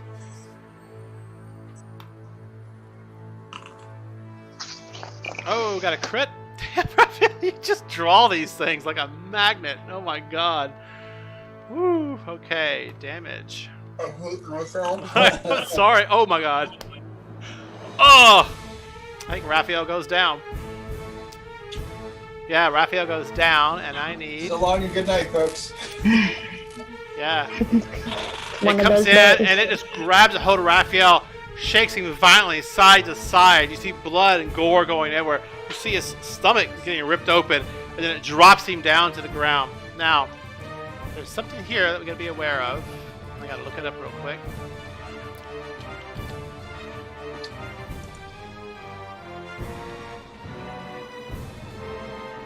It's massive amounts of damage, and I have never had to use this rule before.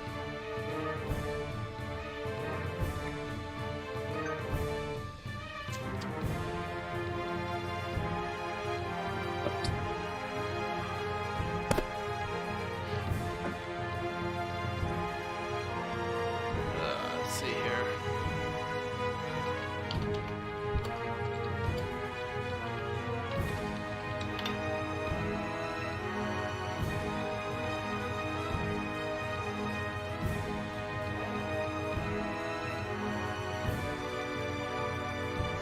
Because massive damage is what's referred to as.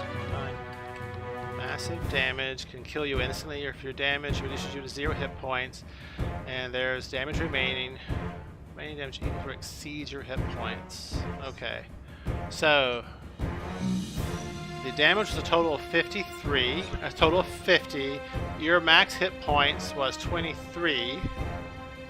Right, Right. and that's only after I level up. If we didn't do the long rest, Yeah, it would be 18 still. yeah. Even so, it's still an instant kill.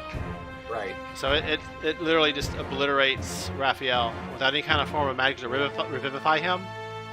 He is dead. All right, let me mark that down real quick. All right, now that's Imagine that. there's no death saves either at this. No, you're just dead. Sorry. All right, yeah, that's what happens when you roll a crit. It's tough. All right, Nick. All right. I'm gonna hear all this.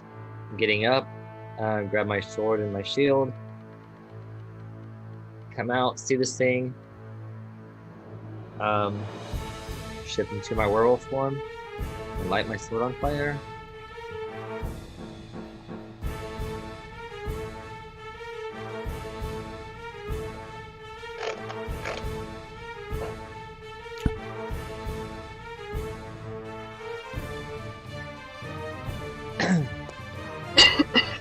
is that? It's showing for blind for me. Here, I'll show it to you.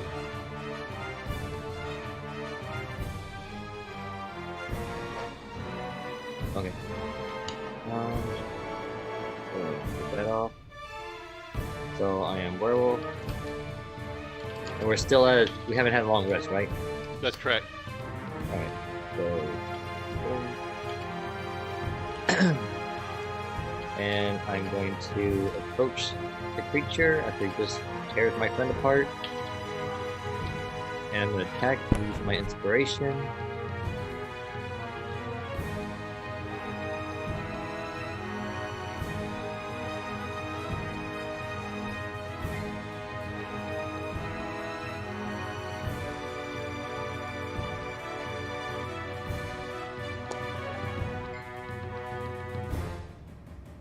Alright, so 26 to hit.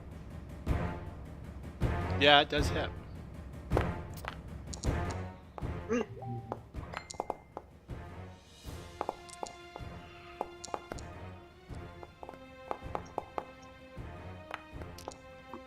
it's going to be 23 points of damage plus 1 fire. Does not like the fire. Alright. Alright, the fire doesn't affect it. Okay, so 23 points of damage. Alright, so yeah, you come in, and just hit it, and goes, and it slides back into the steaming water. Its claws, and you see stones popping out of the ground as you hit it.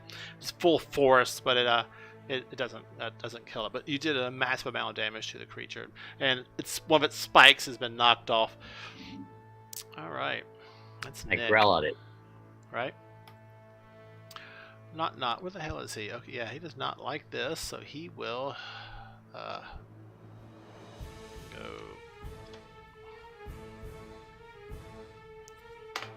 Takes cover here, and then he will use his short bow against it.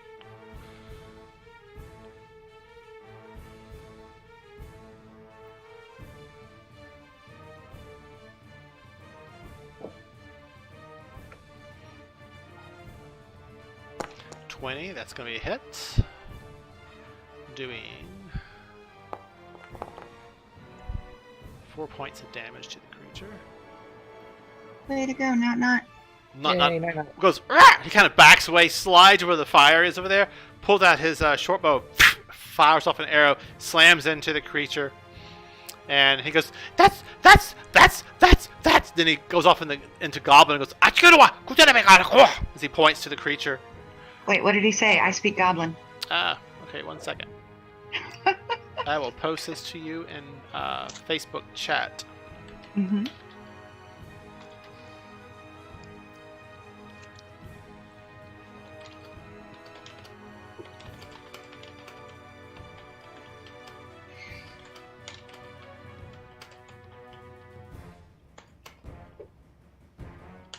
I really like the dice choice right now. They're pretty.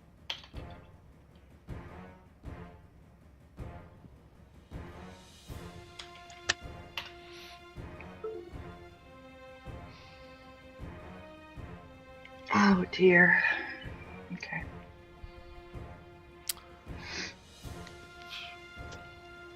So, like, could I bring Raph back from the dead? What do you have power-wise? Lay on hands, cure wounds, and a healing potion. You would need to do a medicine check, but from what you can tell, he is beyond most common means of healing, just from your own personal combat war experience. We probably need like a resurrection. All right, so that's not bronze. Blix bronze foot. What do you do? With my rapier in one hand and my dagger in the other, I dash forward. Let's see, I'm flanking here, yeah? All right. Yeah, you are. So I will rapier attack.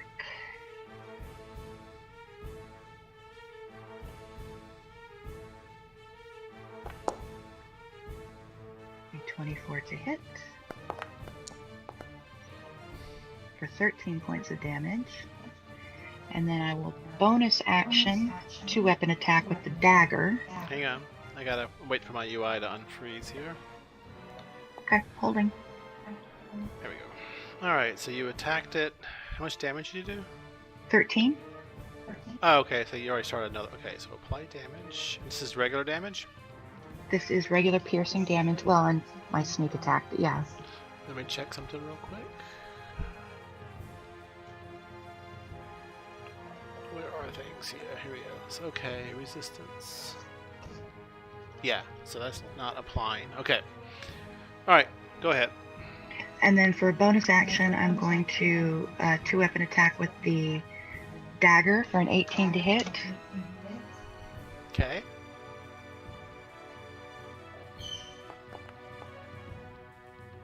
For an additional 7 points of damage. And then using my fancy footwork feature so that I don't get an opportunity attack, I'm going to use the rest of my move to come back here and duck down behind the tent. Okay. Would you like a stealth check? But he kind of knows where I'm at. Yeah, he does. Yeah. Cats. Okay. Knowing so what you apparently- know and what I told you, what do you wish to do? So I am sitting here for those that are live, and it doesn't really. I don't have anything to help even try to resurrect Rob because he's apparently that bad. But I don't have those abilities. So I'm seeing this like silver orb pulsing that's full of mercury. Yeah, that fell out of Pandora's backpack when the blue energy strobed through the camp, opening a portal, and this creature like emerged into this realm. Right. So. And it's. What do you do? Go ahead. Go ahead. So the orb is pulsing, so I'm gonna go ahead and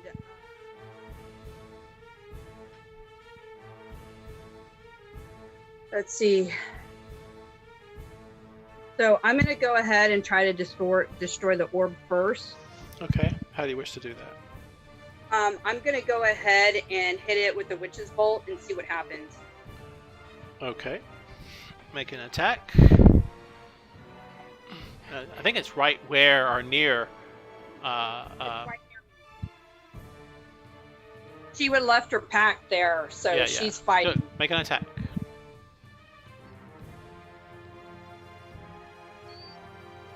And I'll give you advantage because it can't defend, so roll a second attack. That does hit. 14.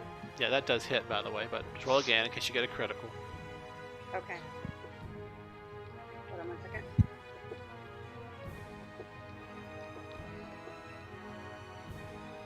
Do I want to attack with advantage?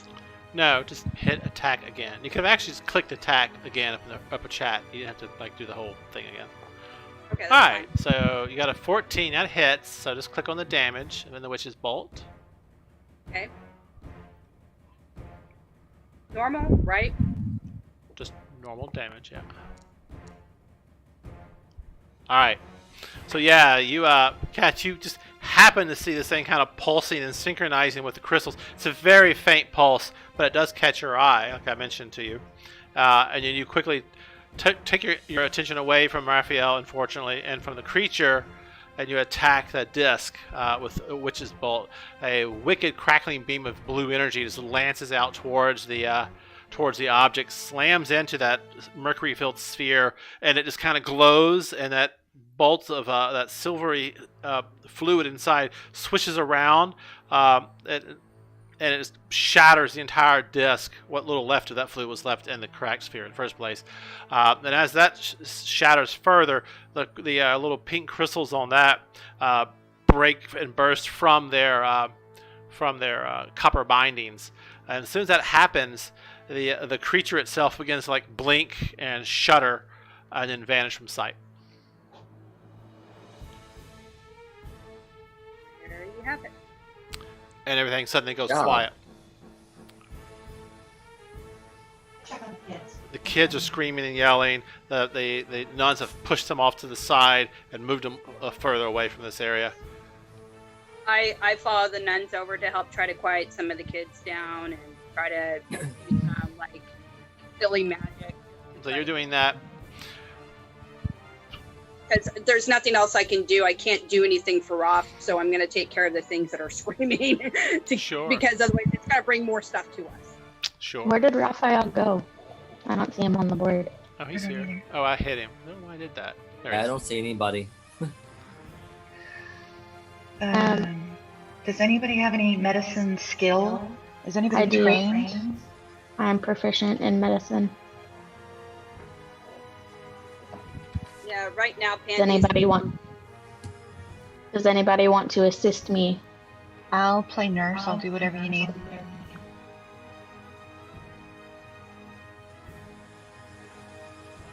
So Warren, I'll do a medicine check.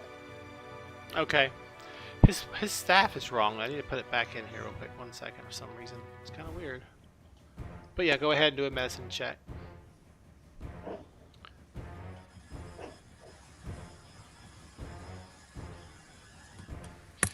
Cracked him open. Internal chest compression. Stat. Chest compression. Stat. What are you trying to do with your medicine check now? See if there's any way to revive him. His wounds are mortal. He is beyond, like I said earlier, normal means of curing. It would take a significant amount of magic to cure him. Not that it's not possible. What about that staff of his? Pandora, can you use his staff? Would that do it? You're going to need divine healing, or you're going to need, I'm trying to think of the other one. Hold on. Resurrection. You're going to need resurrection with divine healing. I'm not sure his staff could do that. It might be able to cure wounds, which means it might be able to start stitching them up. But it just depends. Yeah, I have cure wounds and lay on hands and a healing potion, and Warren said that wasn't going to be enough. Well, he heals us a lot with the staff. Maybe just point it at him and wiggle it. Poke him in the chest with it. Yeah, try. Yeah. My spirit will say, ooh, that tickles. I need to take 5, you guys. Yeah, go ahead.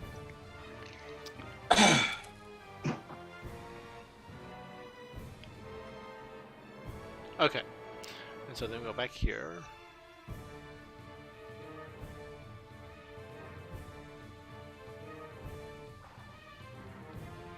Alright, so his staff, yeah, it has cure wounds, restoration, and mass cure wounds in it. What is restoration? If you lose like abilities and stuff. Would it work on life? No. Yeah, you would need to cure wounds and then do resurrection because he can't go back into a damaged Resurrection body. actually cures and does all that for you. Okay, cool. That was it hadn't played a monk in a while. Unfortunately, a resurrection would be like a more advanced spell, isn't it? Yes. Yes. We'd have to go and find someone that could do resurrection. So I'm going to sit there and poke him with a stick. Sadist. Although I guess it's not really sadism if there's no pain endured, right? Yeah, I think that would be the case, yes.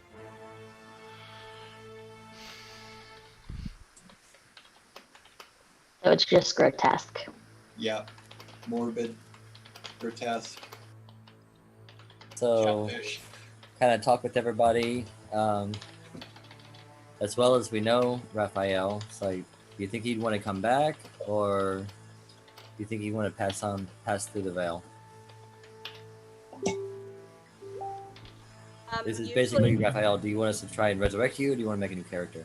Pass through the veil, but it's up to what Pac wants to do with this character.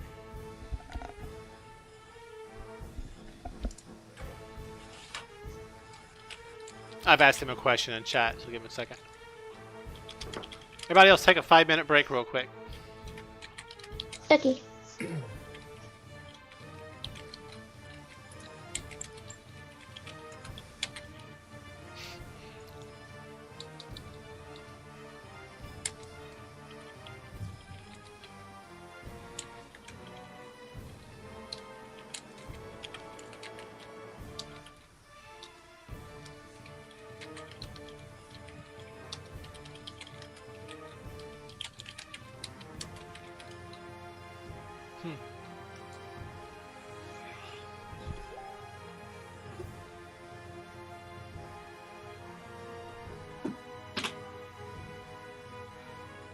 right.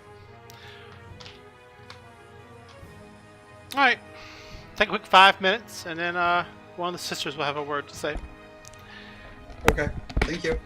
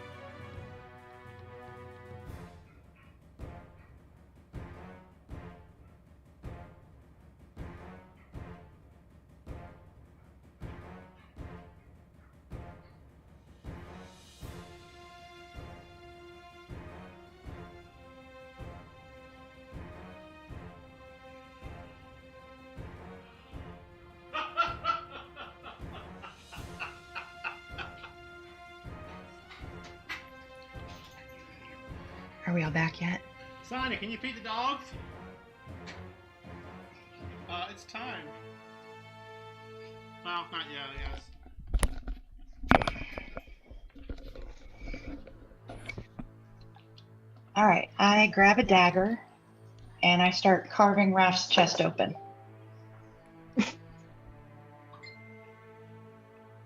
I don't know what to roll for that.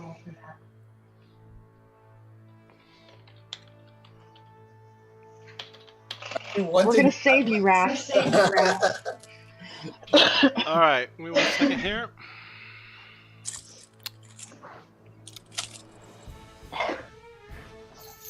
Move.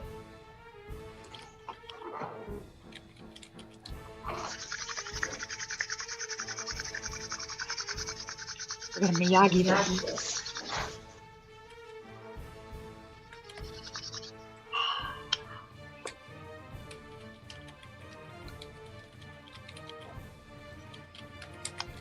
All right. So as you kind of all gather around by trying to remember what to do, looking through his equipment, realizing that the dire situation,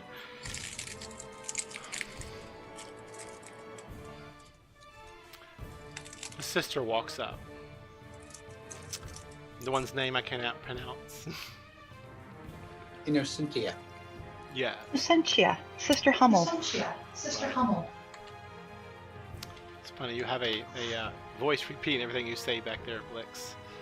It's because I'm twice as awesome tonight. Because I'm twice as awesome tonight. It's something like that.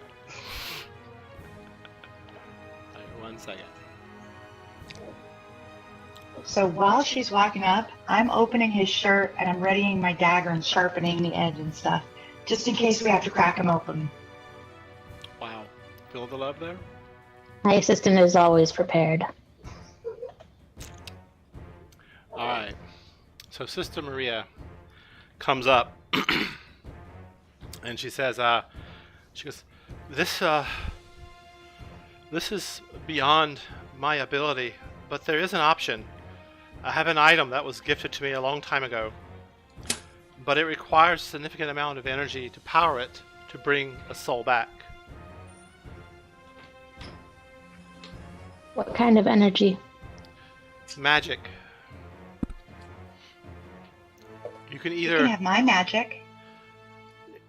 It has to be an item of significant power to do this. And she pulls out, it's a gem, again, encrusted with wires and other arcane symbols. Religious symbols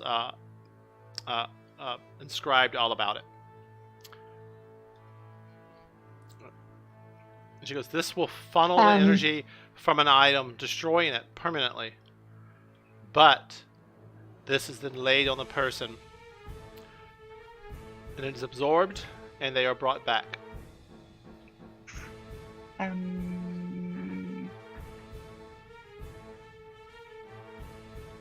Anybody have a magical item they're willing to get rid of? I have this, what do I have?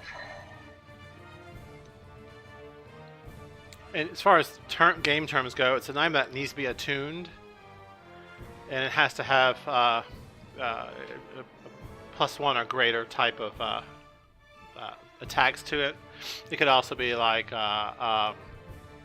stabs. Some wands will work, but like the magic missile wand really wouldn't. It's not powerful enough.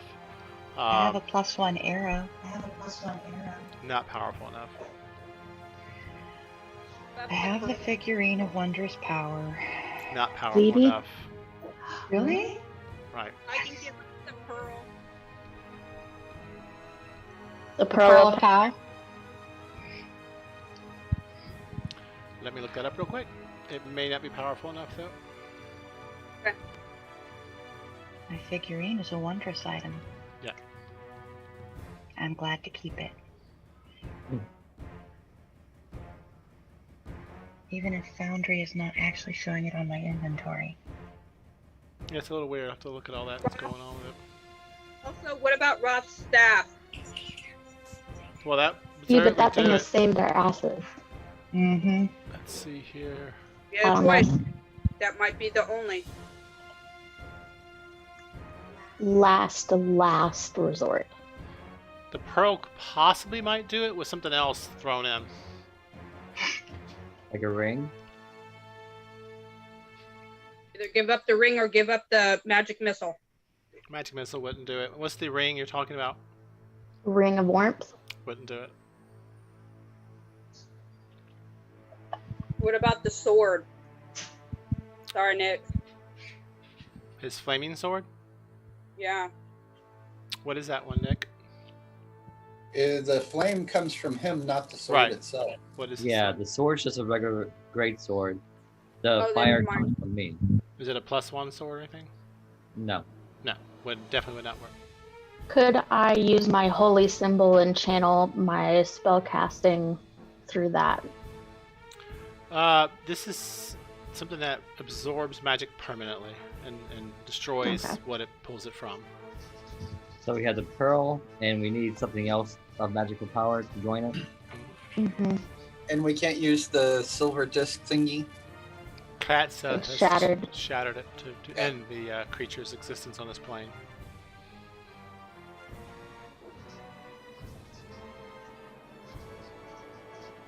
What about the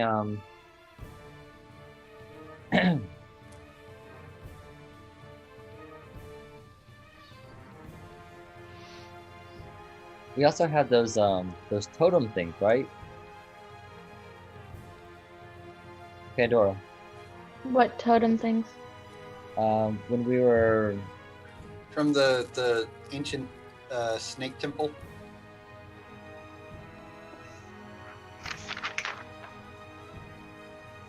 What about a potion of heroism? Potions aren't I'm just throwing- sufficient. I'm just throwing stuff out from the list that I have.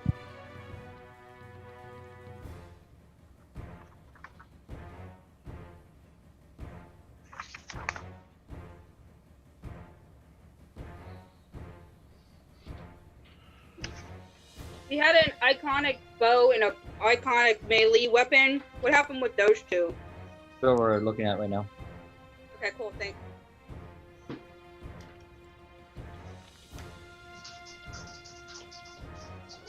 Or you hang on to his body and try to get to a place that can raise him, she tells you. This would be fairly instantaneous. Otherwise, you have to finish this journey without him.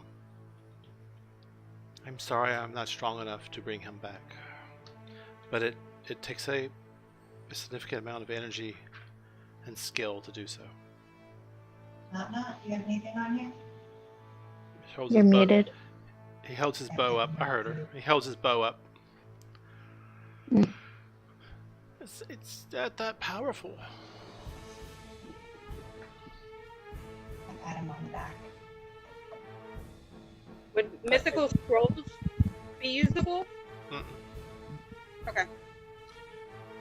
Wait, so he has a staff of healing and a wand of healing. It's just the staff. It was a mistake on my Okay. part. Only one. Did we already see whether or not the staff would be sufficient? By itself, it would be sufficient, yes. Did anybody get the shield?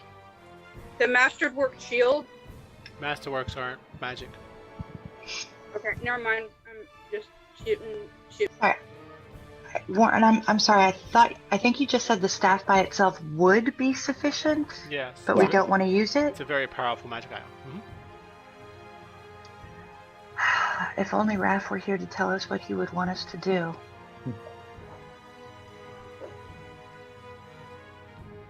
Go into a meditative state to try and speak to his spirit.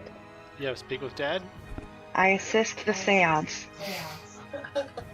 Let me check the sister, see if she has that ability.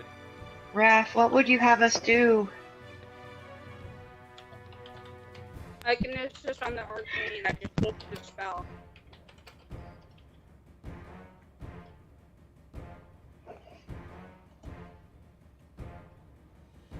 Who's the one that has necromancy? Yeah, Is that Nick? she does have that. She goes, if you wish to speak with his dead soul, that is possible.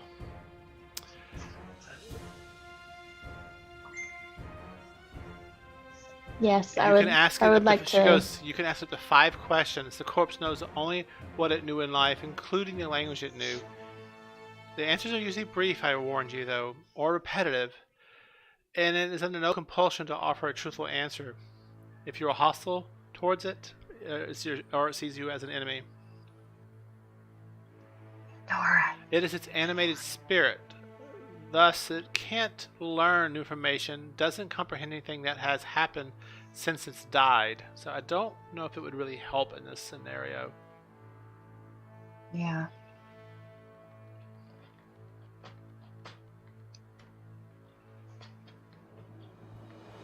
All right, we're gonna have to make a call. Do we sacrifice the staff or not? Staff or not?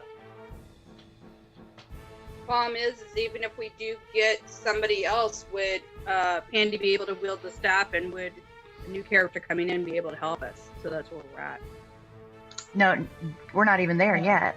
I mean, the question is, do we want to let Raph stay dead Stay dead or not? or not? Echo. It's an echo chamber in here. Want to die? Please do it! Do it! Big golden child reference. So Raphael, while this is going on, you feel yourself getting slung back and forth violently, and as this happens, you feel this tearing and a ripping in your body. You see blood flying out as this creature's just ripped into you, and as you're looking at it, as you feel this another snap, like something like broke much deeper than this in your body, and as you pull away, this creature is a totally different view to you. It's this glowing reddish ember of hatred and vileness that's just pulling light into it, and as that light hits it from around it creates this dark shadow of the world around it, but it emits out this immense, if you think of like Sauron from the Lord of Rings, when that eye was glowing, it's super bright, but everything around it's kind of dark just because of its brightness, right? That's kind of what's going on. And as you pull away, the creature rends, and it kind of looks at you for a moment as it sees you, and you feel like it's moving towards you, like it wants to grab your soul, but then suddenly your party members hit it and distract it, and you feel yourself getting pulled rapidly away from your body, and it's just a massacre on the ground, and you're kind of splayed out. And as the creature pulls away from you, entrails of you just kind of fall out of its mouth. One of your intestines gets stuck in one of its fangs as it like bites at other people, and your body just kind of limp on the ground. You feel yourself rapidly pull away up into the clouds and away from the scene.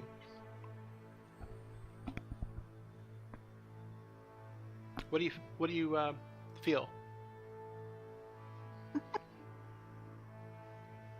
Terrified. I mean, yeah. Oh, that I'm says a lot already about how you dead, lived but your life. still. So as you're drifting away, you see your perspective turns away from the earthly body and up towards the sky. But it's not the sky you've seen before. Instead, there's these three discs above you rapidly spinning. And as they spin around, a vortex kind of forms, and you kind of gracefully go towards it. You recognize these symbols. Do you know what they are? Eun. Eun's eyes all-knowing, right? Yep. And you feel yourself kind of pulled into this darkness, but then the darkness kind of spreads and peels back, and as it peels back, the darkness has etched all in it fine minuscule writing and etchings, languages you've never seen before, symbols and drawings of mechanical inventions and other things that just kind of peel back in this sheet of velvet darkness. And beyond that, you see this twisting myriad of for lack of a better, a plane of books and shelves. Sounds like home. This Yeah, is my it is just a mass of the accumulated knowledge of multiple civilizations, and you find yourself settling down amongst these stacks. And in the middle of the stacks that you're about, they just kind of go on and on about you. And you're not even really sure how you got to this. You just saw it, and then it kind of zoomed in on you. And you see not shapeless, you see forms kind of drifting by you, and they have tentacles that kind of come out from the lower parts of their body, and they're putting books up and grabbing books. They don't even seem to recognize you or even acknowledge you, and they kind of go on about their way. And you see other spirits moving around about, and they're all doing things with these books. And before you, there's a book, and this book is hovering over what appears to be an urn, not an urn, what's it, it's a brazier.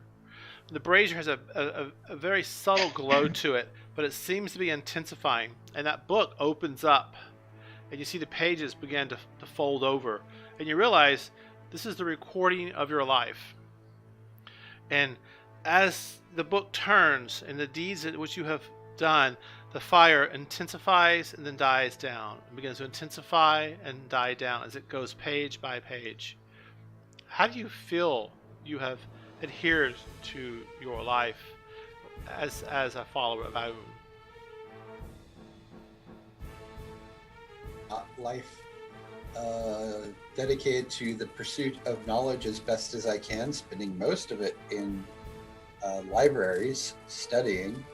So I think that's pretty good in my opinion. But we're all biased, right? And I've lived a decent life in the sense of I haven't committed any war crimes or any crimes at all. So,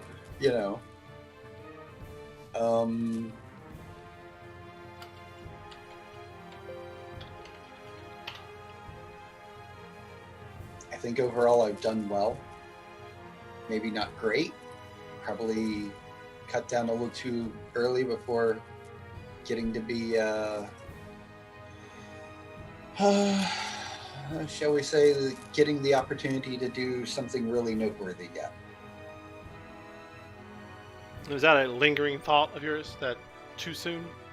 Yes. As you're doing this, the book does come to a sudden end.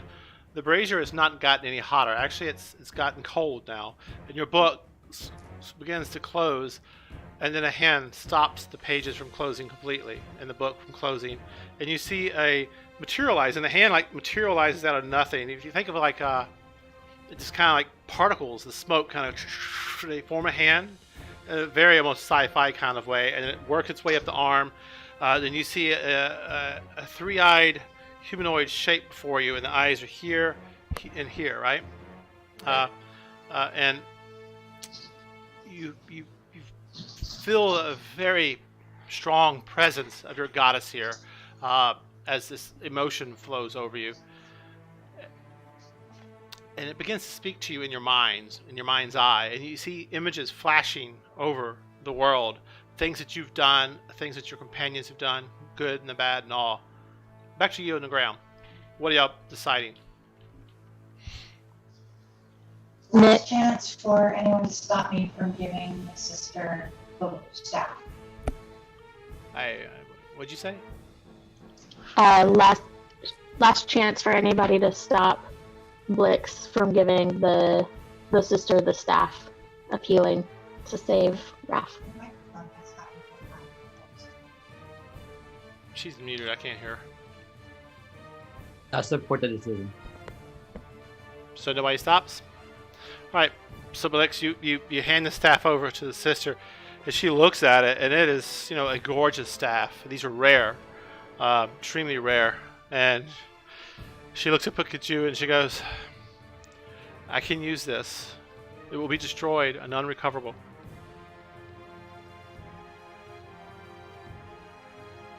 It is a thing. A life is far We more want our important. friend. A life is far more important than a possession. And then she takes the stone and she holds it in her hand, takes the staff, holds it in the other hand, and she says some words I don't quite understand. It's a forgotten the damn language. It's the language of angels, and I forgot what it's called. Damn it. French. What? Celestial. Celestial. Thank you. Celestial. Do any of you speak Celestial? I do. Okay, so she's summoning old, ancient celestial words, long forgotten, as she holds this. And you realize it's not her saying this. The stone itself seems to be echoing this through her, like she's a vessel or a vassal of this thing. And her other hand holding this begins to shake and twitch, and this hand begins to shake and twitch. And you see this bolts of energy of bluish light under her skin, snaking like worms through her body, up and around her neck, up around her jaw, and back down the other side to the other hand. And the gem begins to glow and glow and glow, and brighter and brighter. And it's almost the inverse effect of what Raphael saw. This brightness begins to glow from this gem. Is so bright, so blue, it just fills the area around you and just kind of just illuminates the sky around y'all. And as this is happening, she begins to. As this is happening, she takes the staff and drops it on the ground. And as it hits, it just breaks apart into its components onto the ground. And then she holds the staff above his body, and it begins to quiver and shake like something like this bluish energy wraps itself around the body. And as this is occurring, his entrails and other parts of his body, his blood, just kind of begin to flow back into him. Back up to Raphael. So, you see red glowing embers throughout the Empire.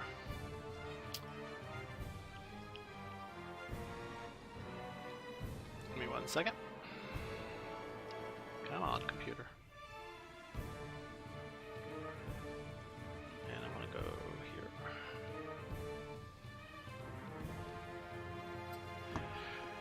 You see some of them also across the mountains, but they're so far away you can't really make them out. And you know that's where the Kryn dynasty is. And as your eye kind of falls that direction as she is speaking to you in a very telepathic kind of way, you feel that she is worried that these fires are dimming the knowledge in the world. And that there's something out there seeking to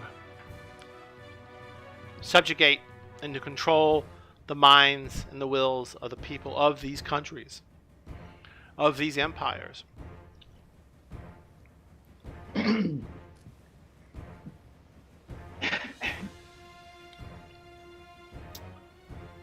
Knowledge is the foundation of civilization. There is a glowing spot, though, that you catch that reminds you of this creature itself, not far away from Allfield. Something is moving through the Zimian fields. I will not repeat these.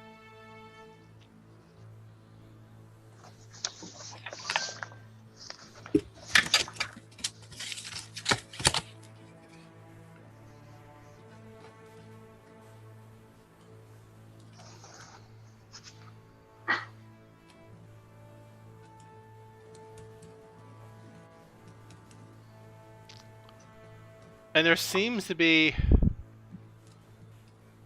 in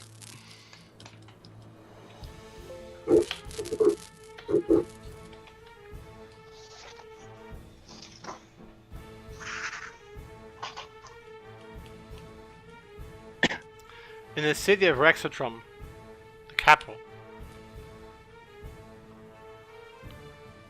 of Rexotrum.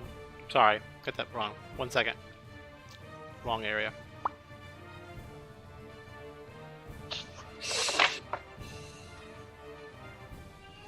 Okay, it's not what I'm looking for. Sorry, I lost my notes. 1 second.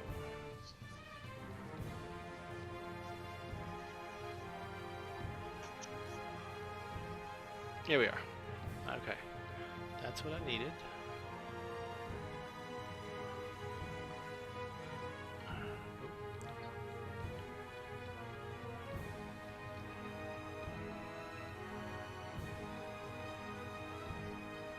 There we are.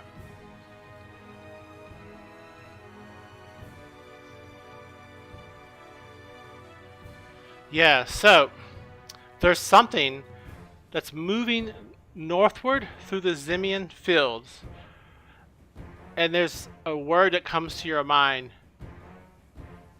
Shattengrod. Shattengrod. And then you're suddenly snapped back into your body. Shattengrod, Shattengrod. Yep. Okay. And you're snapped back into your body suddenly. Cool. Is Allfield a town, or was that? That's the town you're taking the children towards. Something on the outskirts of that town. Your eye was drawn towards. Gotcha. Thank you. Mm-hmm. You suddenly gasp for air as he opens his eyes before y'all, healed miraculously, and the gem in her hand breaks and falls apart, and the particles of gem between the metal, skeletal metal around the gem, which stays together, but the crystal itself shatters, and the dust sparkles onto his body, and it gets absorbed into his chest. As he opens his eyes, this searing bluish light kind of flares out from him. And as he looks around, y'all, his eyes are still glowing with this energy and doesn't seem to fade. I cough and hack painfully. Welcome back. Did you use the pearl at all? No. Nope. Oh, I throw myself at Raphael and give him a big hug.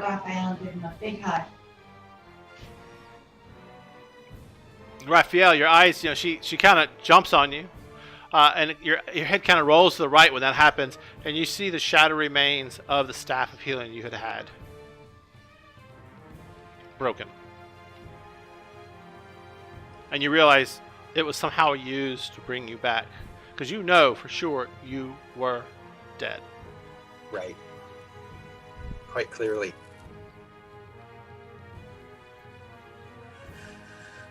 So, Raph, we debated about sacrificing your staff of healing because we know it's super powerful and important.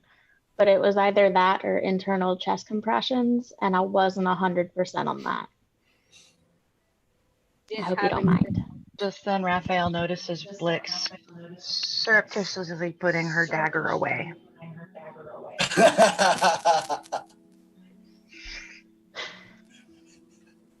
Yeah, we didn't have Thank anything you, else. Dr. Blix. Hope you don't mind. What's done is done. There's nothing else to be done about it now. Not goes, maybe we shouldn't stay here tonight. I thought it would be safe, but that's not good. It's probably safe now that we don't have that artifact anymore. Not that I know that. Oh yeah, I blew up the artifact to the thing that killed you. And then I tried to use my stuff to help kill you, and that didn't work, so we had to take your staff. I'm really sorry, dude. I know how much I love mine. We're gonna find you another one, I promise. I think we should be good the rest of the night. Let's just Yeah, I think so. stick out the rest of the night here. Get our long rest in. Okay. Yeah, let's get our rest. Yep. Get the long rest in. So who was remained We For were the on the wa- third watch. on the third watch? It was And my so next up is Nick and then Raphael. Although, honestly, Raphael probably earned a break. I think he did. Nick, can I get 2 rolls blind? Perception, by the way.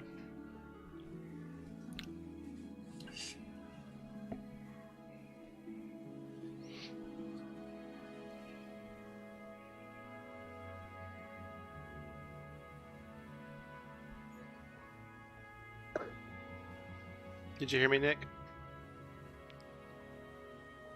Yes, I'm Okay. trying to get to go.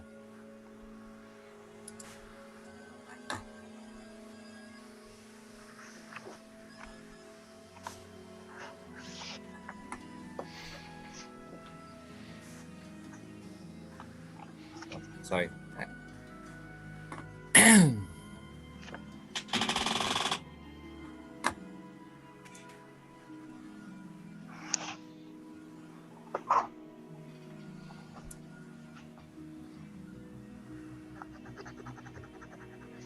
Guess I should delete the staff from my inventory.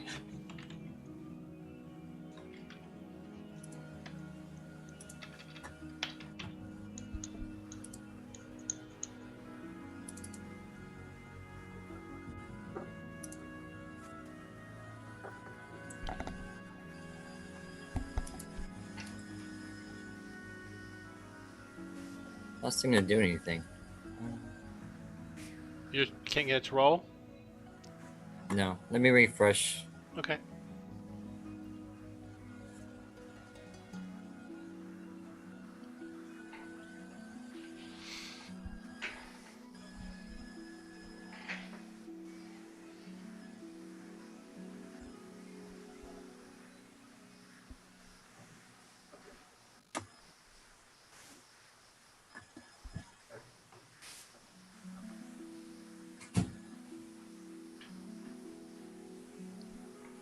I swear, I'm not have nothing on my screen right now.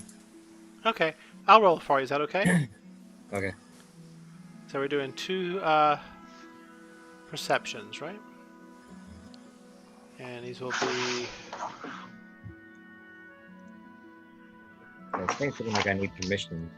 My token needs permission or something. Alright, and...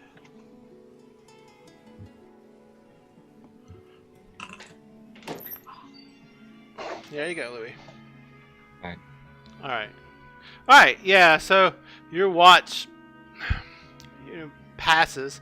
The crude crystals to the north and the south of you still have some latent energy. It kind of like but it's getting less and less. And as you're kind of watching, the snow is kind of cleared and the sky has opened up, and it's this beautiful, clear, ultra clear night sky that kind of you're looking over, and you see just the equivalent of our Milky Way kind of spread out across above you, the heavens, the stars and constellations that represents the deities and other creatures within the pantheon of this world, all spread out before you. And it is so clean, so crisp that you for a while you don't even notice the chill or the cold in the air about you.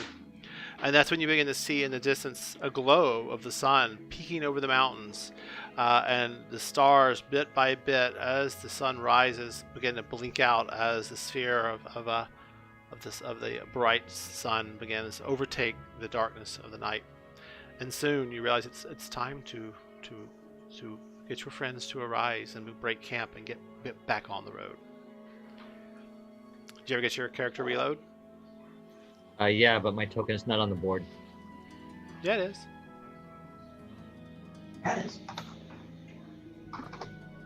Under the nature shrine, I'm not there. Oh, you're probably on the wrong. I don't know. Kind of weird. It's all right. We're gonna move back to the other page now.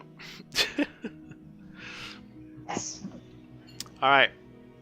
You find yourselves back on the wagons and making your way down the trails.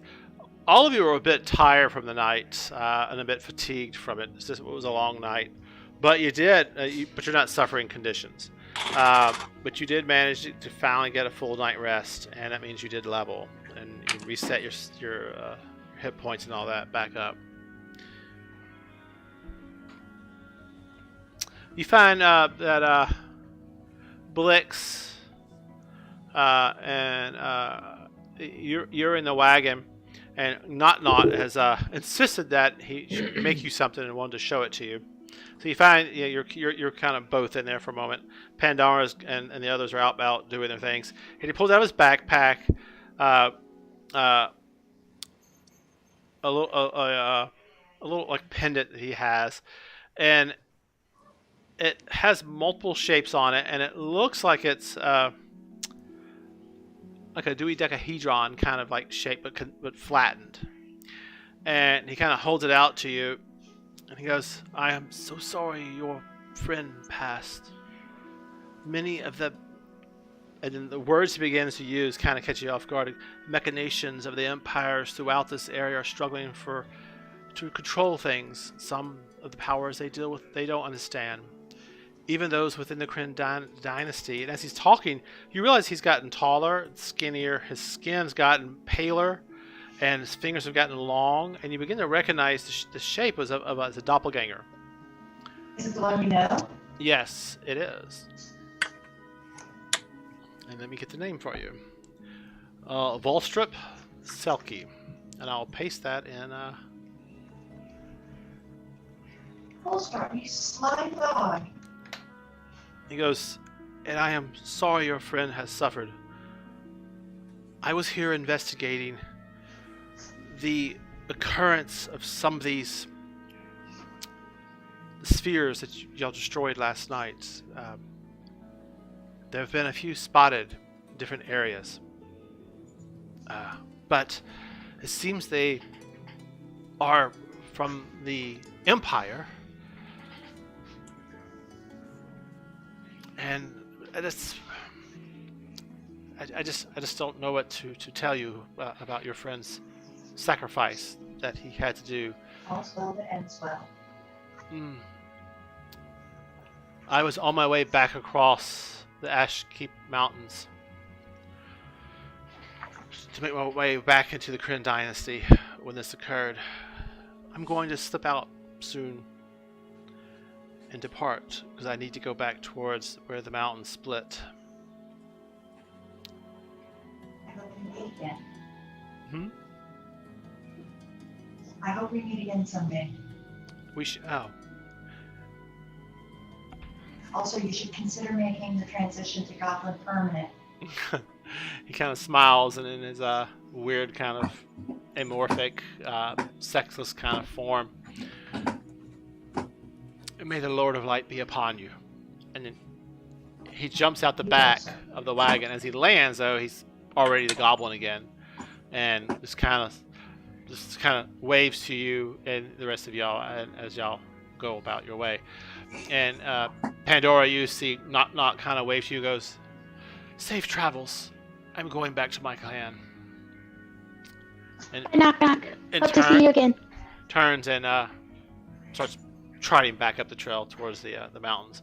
You find yourselves coming out of the mountains into the low-lying hills within a couple of days. The children are in better spirits as the temperature begins to warm up, and you find yourselves back into the Marrow Valley, making your way into the Felderwind tillage. One last saying that he did tell you, Blix, before he departed, that he knew the Kryn dynasty would be making a move on Felderwind soon. Some military attack. And it would come from underground. And in the distance, you see tendrils of smoke rising in the direction of Felderwind.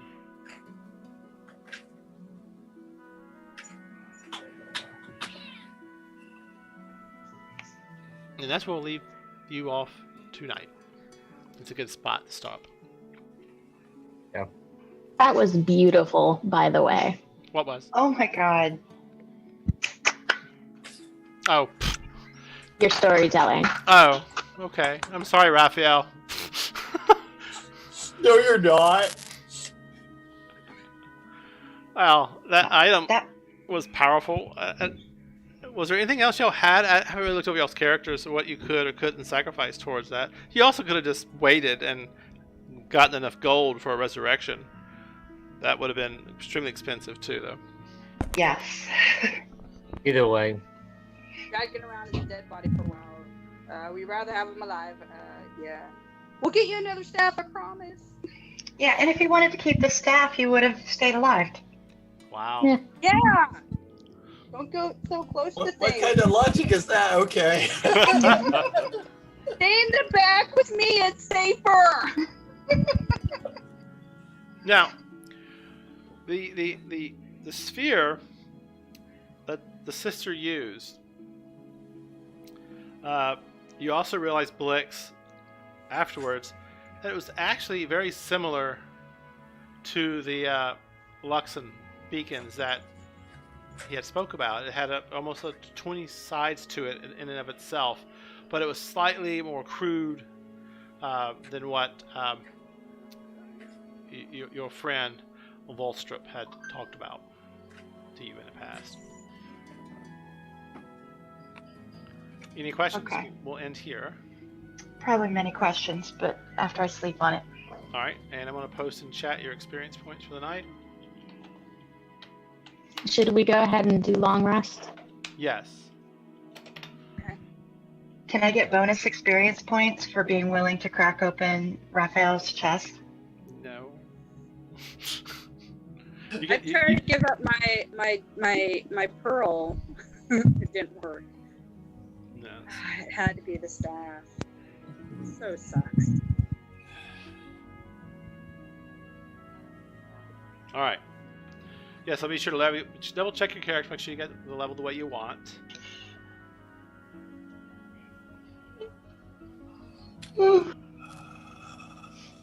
Any questions, Raphael?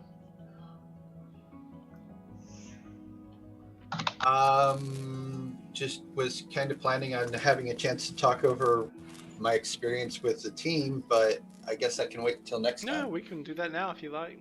I'm just not Okay. I'm not gonna advance you towards Felderwind, basically. Understood. So, what was it like dying? I've got to study this now. You know, that's part of me, part of my character. So, tell me about your travels in the dead realm. As I say, Okay, wait, before you get going, Blix is going to go find her bed and get some sleep. Tell me about it tomorrow, Raph. we can sit on the wagons and probably talk about it tomorrow, unless you really need to talk and you're really that jazzed up. It's been a rough night. We lost a friend. We gained a friend. Lost a Watch friend. rabbits, gained a friend. You know, we lost you and we gained you back. You know. Right. Alright. And Nick didn't even get to wolf out or anything. I mean, we just watched her body go, and I went, "Oh my god!" And, yeah. Pandy's like, "What? I was just supposed to warn people." Yeah. Good night, you guys. Bye. Right. Night.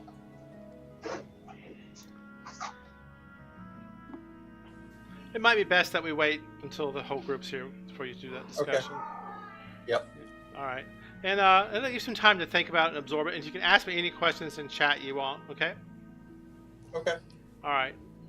And Raphael, if you write a summary of the thing tonight, you can get the extra inspirations you can use. Cool. If you want to. You don't have to. Good night, guys. Good night. Can so I do have a couple of questions that are more of the logistics nature. Sure. From what you had said, there was this monster down by Allfield, Yeah, traveling north. There was a hot spot Right. near Allfield towards the east. Aha. And it was traveling north towards the ruins of Schattengrad? No. No? Okay. Near Schattengrad, or it sounds like we want to say Schattengrad. There was a. I know you said it was in the Zimnite in- fields too. And there was another Oh, it was hot two. spot. Okay. Hot spot in the Zimni fields that seemed to be progressing towards the Schattengrad ruins. Okay. And the only reason And why you so- know even that what's referred to as Schattengrad ruins is because the voice that was in you told you that. It didn't tell you what it was, or why they are, or what these lights of searing red. Right. And energy so the were. one that's near Allfield is heading towards Dulderwind? No, it's this like stationary out to the east Okay. of Allfield. Gotcha.